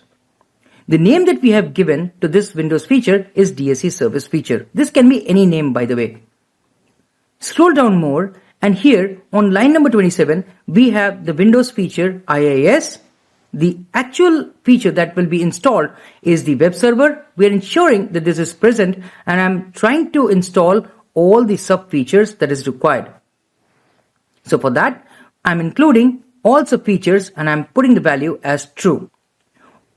Post that, I'm ensuring that web management tools are also present, and for that, I'm using Windows feature IS management. That is the name that I've given. And the actual feature is Web Management Tools. On line number 41, we have Windows feature ASP.NET 4.5. So here, the actual feature is the .NET Framework 4.5, and for that, the name is Web-ASP-.NET 4.5. I'm ensuring that this is present. Lastly, we have the ASP.NET website name for the file. So whenever we are working with a directory or we are working with a file, this is the keyword that we need to use, which is file. So we are ensuring that the file is present or the directory is present. For the credentials, I'm using the same credential that we had created earlier for the storage account because that is what we will be accessing. The source path is the UNC path, and we have LinkedIn automation.file.co.windows.net. Configure VMs is the name of the file share, and index.htm is the file that we need to be copied from the source to the destination. The destination path is C inetpub www.root index.htm. So this index.htm will be copied from the source to the destination. The type, of course, is file. In case you are working with a directory and you want all the files within the directory to be copied, then you need to remove the / file name. So in this case, it will be until configure VMs. And here for the destination path also, it needs to be until www.root. And we need to remove the / index.htm. Instead of file, we need to type in directory. So the type becomes directory, and we need to add one additional parameter of type recurse. So recurse is equal to $true. So this is done now. What I will do is I'll go to the storage account here and I'll show what we have. So I'm within the storage account. The storage account name is LinkedIn Automation. If I click on it, here we have the file shares.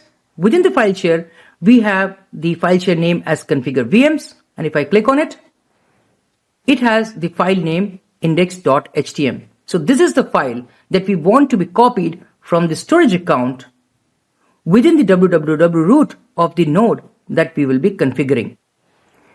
Next is we are going to configure the desired state configuration from within the portal. In the previous demonstration, we had created the PowerShell DSC file, and now here in this demonstration we are going to upload the same file under the configuration section of the state configuration. This file will later be compiled into the Microsoft object format, which is the MOF format, and will be referred by the local configuration manager LCM within the workloads. So what we are going to do is click on state configuration under configurations management. And once we are there, you will notice three things. The first one is nodes. The second is configurations. And the third one is compiled configurations. Under configuration status, you will see there is a value of 0. Why? Because as of now, there is no configuration and currently there are no nodes attached. And to do so, first we'll be creating the configurations. So I'll click on configurations here and then click on add. Then I'll click on select a file.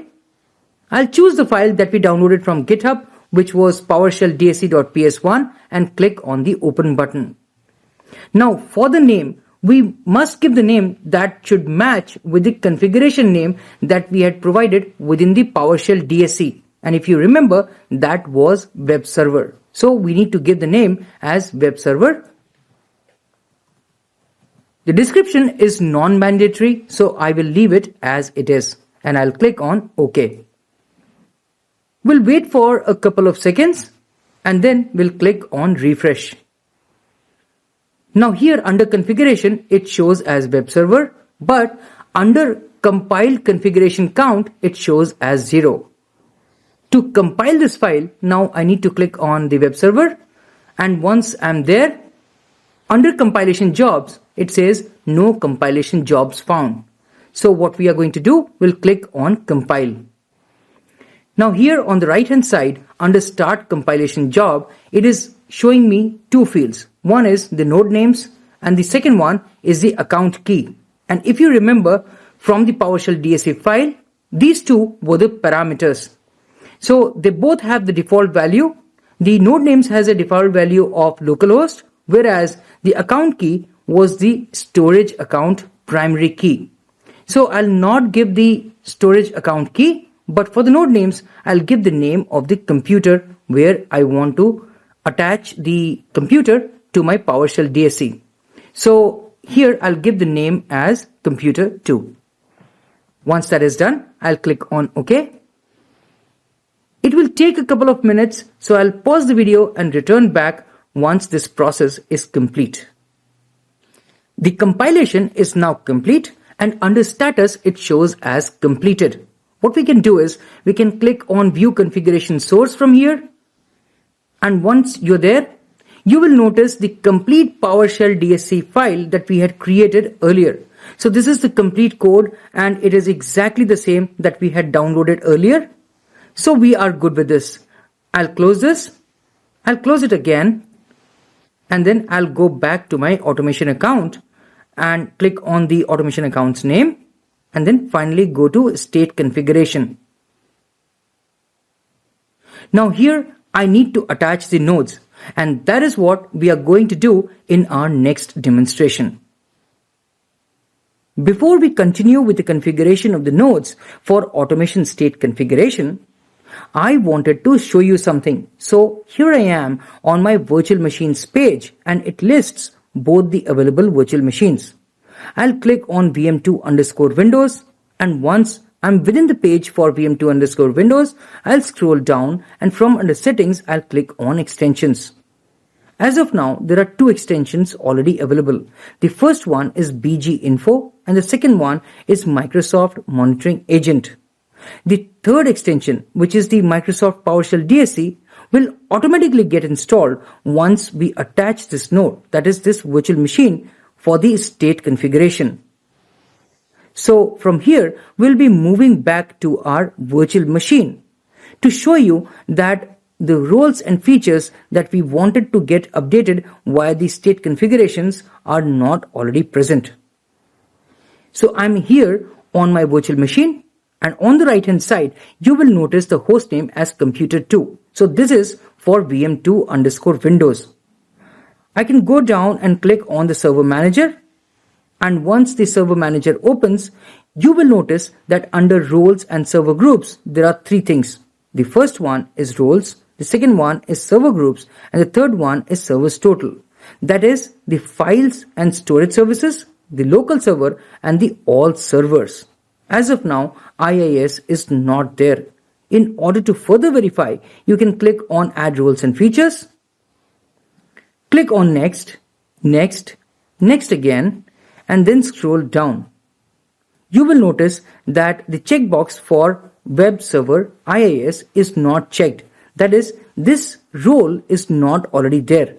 So we are good with this. I'll click on Cancel and come out of it. And now I'll move back to my Azure portal, and from there I'll attach the node with the PowerShell DSC. I'm back again here under the state configurations page, and from under nodes I'll click on Add. Now here again it shows me two available virtual machines. I'll click on VM2 underscore Windows. Once we are inside that page, I'll click on Connect. It will ask me a couple of things. The first one is the registration keys. And I have the option to choose between the primary key and the secondary key. What I'll choose is the primary key. Then we have the node configuration name. I'll click on the drop down and I'll select webserver.computer2. This is the name that got generated once the MOF file was generated, and this was when we compiled the configurations file. That is, the PowerShell DSC file was compiled into the MOF format. For the refresh frequency, if I hover over the information icon, it says it represents the frequency in minutes at which the PowerShell DSC local configuration manager contacts the Azure Automation DSC pull server to download the latest code configuration. So by default, the value is 30. I cannot reduce it below that. So 30 is the minimum time, and this is in minutes. Similarly, we have the configuration mode frequency in minutes. If I hover over the information icon, it says it represents the frequency in minutes at which the background application of DSC attempts to implement the current node configuration on the target node. And this value also cannot go below 15. For the configuration mode, it says apply and monitor. There are other two options, which are apply only and apply and autocorrect. These options are self-explanatory, but I'll choose apply and autocorrect. That is, it will look out for the new configurations, it will apply them, and if there is a deviation, they will be autocorrected. Then we have two checkboxes. One for the allow module override, and the other one is reboot node if needed. So if the module already exists, it will be overridden if we check this box. And for the reboot node if needed is required if there is a need for rebooting the system after the current installation is complete. That is, after the update is done, if there is a need for reboot, the server will be rebooted. So I'll check this. I'll scroll down, and for actions after reboot, I'll click on the drop down. Here again, I have two options. One is continue configuration, and the second one is stop configuration. I'll let remain the selection as continue configuration, and finally click on OK. The attachment of the node with the automation state configuration has already started.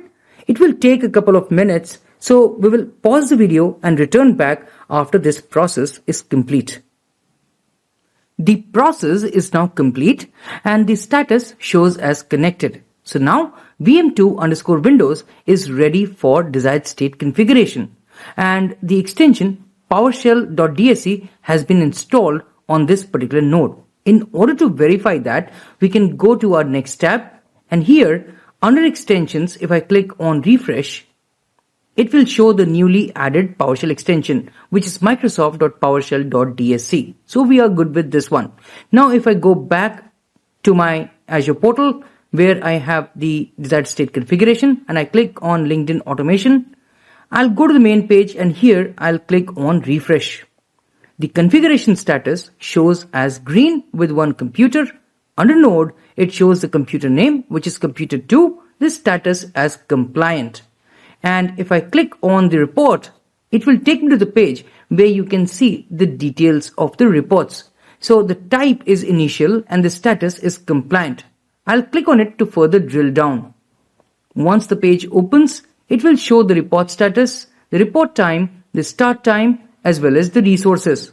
As of now, both Windows features and the file are present. So the Windows feature of Web Server IIS has been installed and the file was copied from the storage account index.htm and was copied over to the www root of that particular node vm2_windows. Now, to verify that, what we will do is I'll minimize this and go back to my virtual machine. And here you will see IIS installed on computer 2. Now I'll go to Windows Explorer, click to open it, and then I'll click on Windows C, go to inetpub, and then click on www root. Here it will show the index file. If I click this file to open, it will show hello world. So we are good with this second resource as well. In order to verify whether the state configuration is working correctly or not, what we can do is we can delete this file index.htm from here and then verify whether the state configuration is actually working. So I'll right click on this particular resource and then click on delete. The index file has been deleted and now we need to wait for some time for the index file to reappear, and that is when the state configuration will automatically place the file from the storage account and put it here under www root. So we will have to wait for around 15 minutes because that is the time we had given for the implementation purposes. So let's wait for that amount of time and then we will return back once this is done. Meanwhile, what we can do is we can go back to the Azure portal and look at the report. So again, I'll minimize this. And here on the state configuration dashboard, it shows as not compliant. Under node, it shows computer 2 and the status as not compliant. If I click on this, the status shows as not compliant for the type consistency. I'll click on it to further drill down. And here it shows both Windows feature and file as not compliant. So we will wait for around 15 minutes and return back to see if the file was copied over from the storage account and put back within the www root folder. After a while, if you notice, the current time is 6:22 p.m. and the configuration status shows as green. Under node, it shows computer 2 and the status as compliant. I'll click on it again, and this time under status, the consistency shows as compliant. And if I click back, on the details page, it shows the Windows feature as compliant as well as the file as compliant. Again, if you go back to my Azure virtual machine, here you will notice the index file back here again. And it was copied over from the storage account to this particular folder within www root. So that is how the state configuration works, and you can use it for your automatic updating and patching and maintain your desired state. Now let us look at how we can do reporting for the desired state configuration. So here we are on the state configurations page where we see the dashboard under the nodes tab, and also we see the computer that is attached to the configuration. Under the Nodes tab, it shows computer 2 and the status as compliant. We can click on it and it will take us to the page where we see the list of reports that gets generated for each run of the state configuration in order to bring the nodes to the compliant state. So the first one that we see is the compliant configuration, and we can click on it to drill down further. Here it shows the report status along with the report time. The start time, the total runtime is 2 seconds. The type is consistency along with the resources that are Windows feature as well as the file. They both show as compliant. If we scroll down further, it will show the node name as computer 2, the IP address, which is the private IP address, along with the configuration mode, apply and autocorrect. So what we can do is we can click on any one of the resource to drill down further, like the file resource, And it will show me further details like ASP.NET website. The runtime was 1 second along with the status as compliant. We can click on it further and we'll get further details. We'll go back here and then click on view raw report. Now here it shows the details in the text format with all the details of the server IP addresses and the time and whatnot.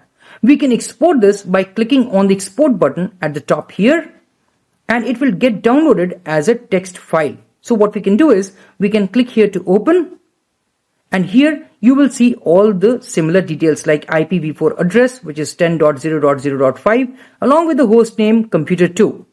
Now, this is the compliant report. In case of the not compliant report, you will also see the error messages here in the same report. As of now, this report is in the text format, but hopefully in the future, Microsoft will be able to provide more options like exporting this report in the CSV format or exporting it to the database. And this is how you can generate the report and use it for further investigations and analytics. This is the last demonstration of this course. And in this demonstration, we are going to configure alert notifications for our Azure Automation account. So here I am on the Automation accounts page, and from here I'll scroll down, and from under monitoring I'll click on alerts. Once we are there, I can create the alert rule by clicking on the create alert rule button from here, or I can click on the create button from the top navigation and then select alert rule. I'm there on the create an alert rule page, and it takes me to the conditions tab. If I click on the scope tab, it shows the proper hierarchy. It shows the resource, which is LinkedIn Automation accounts, under the subscription and the resource group LinkedIn Learning Automation. So we are good with this. I'll go back to condition. On the right hand side, I have to configure it. So I need to select a signal. For the signal type, I have different options. So I'll click on the drop down. I have all metrics, log and activity log. I'll explain about the metrics later, but let us see what log is. So it is all about the logs that is captured by the log analytics workspace. If I go back to the drop down, I can choose activity log, and these are all the logs that are captured by the administrative monitoring service. If I now go back to the drop down and check metrics, these are all the different metrics that are available. So the first one is total jobs, which is the total number of jobs. Then we have the total update deployment machine runs, and the third one is total update deployment runs. What I'll do is I'll choose total jobs. Once I'm there, I need to select the time series. So this is generally the aggregate. There is no other option. So I'll let it remain as aggregate. But instead of the over the last 6 hours for the chart period, if I click on the drop down, I can select over the last 12 hours or 24 hours, 3 days, or over the last week. Let me choose over the last 24 hours, and we see some activity on the chart. I'll go down, and now I need to select the dimension. For the dimension, I have different options. The first one is the runbook name, and the second one is the status. I'll select status. I'll let remain the operator as equal to, but for the dimension value, I'll choose the drop down and I'll select completed. So basically, I'm choosing all the jobs where the status is completed. For the threshold, I have two different options. The first one is static and the second one is dynamic. Static is all about manual configurations, whereas the dynamic is the one where the machine learning system algorithms are used. So I'll let remain as static. For the operator, I'll click on the drop down and choose less than or equal to. For the aggregation type, there are different options. The average, maximum, minimum, total, and count. So I'll choose count from here, and let me give the threshold value of 3. I'll go down, and here for the aggregation granularity period, it is 5 minutes. And for the frequency of evaluation, it is 1 minute. So all the configuration is fine. I'll let remain the aggregation granularity period to 5 minutes and the frequency of evaluation to every 1 minute. So the overall condition is it will look for all the jobs where the status is completed and the total count is less than or equal to 3 in the past 5 minutes. And this rule is evaluated every 1 minute. Now that this is done, I'll click on Done. So the condition is fine. I'll move on to Actions. So I'll click on Next Actions. Here under the Actions tab, we need to configure the actions that will be taken once the alerts are generated. So we have two options here. The first one is Select Action Groups. The second one is Create Action Groups. The Select Action Groups is all about the existing action groups. Since we do not have any action group existing, we'll close this and we will choose Create Action Group. From here, the subscription and the resource group are pre-populated. We are good with that.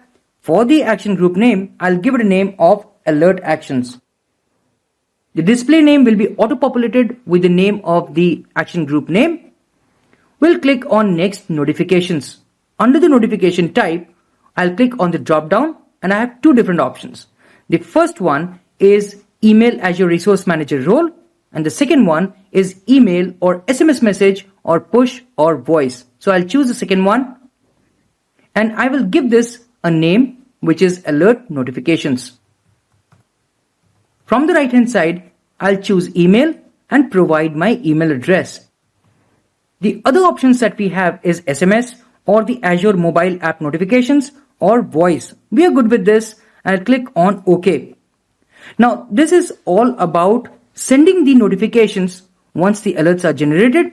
So I have chosen Email and I've given it a name of Alert Notifications and the selected type is Email. I'll click on Next Actions.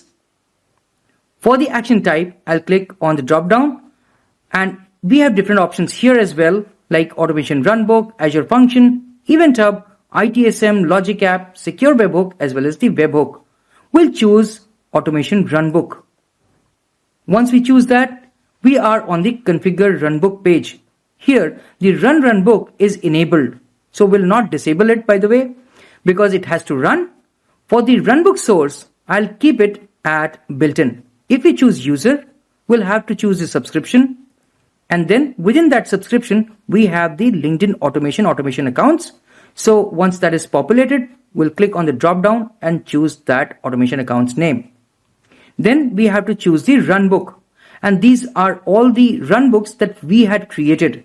These are not the pre-built ones.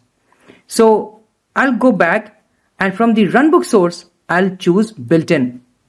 Now for the runbook, I'll click on the drop down and choose Stop VM. The subscription is pre-populated. For the automation account, again, I'll choose LinkedIn Automation. I'll scroll down and here I have one option for enable the common alert schema. Now this is enabled only for the built-in runbook types and not for the user runbook types. I'll choose yes and then I'll click on OK. So it is getting validated. After the validation is passed, it will bring me to this particular page. So I'll give it a name of Actions. And then I can review and create.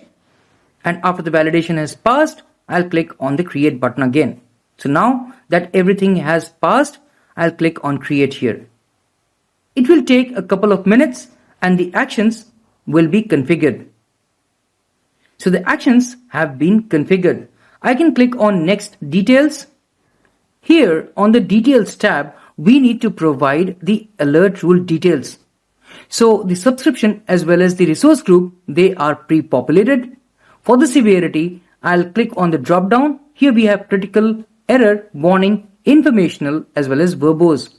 We'll let it remain at informational. For the alert rule name, we'll give it a name of Update Count. The alert rule description is not a mandatory field, so we'll skip that. For enable upon creation as well as automatically resolve alerts, we'll let it remain as checked. So now that this is done, I'll click on Review and Create. And after the validation is passed, I'll click on the Create button. It will take a couple of minutes and the alert rule will be configured. So we'll pause the video and return back after this is done. Finally, the alert has been configured And here you see the total alerts of 1. And meanwhile, I have also received an email notification.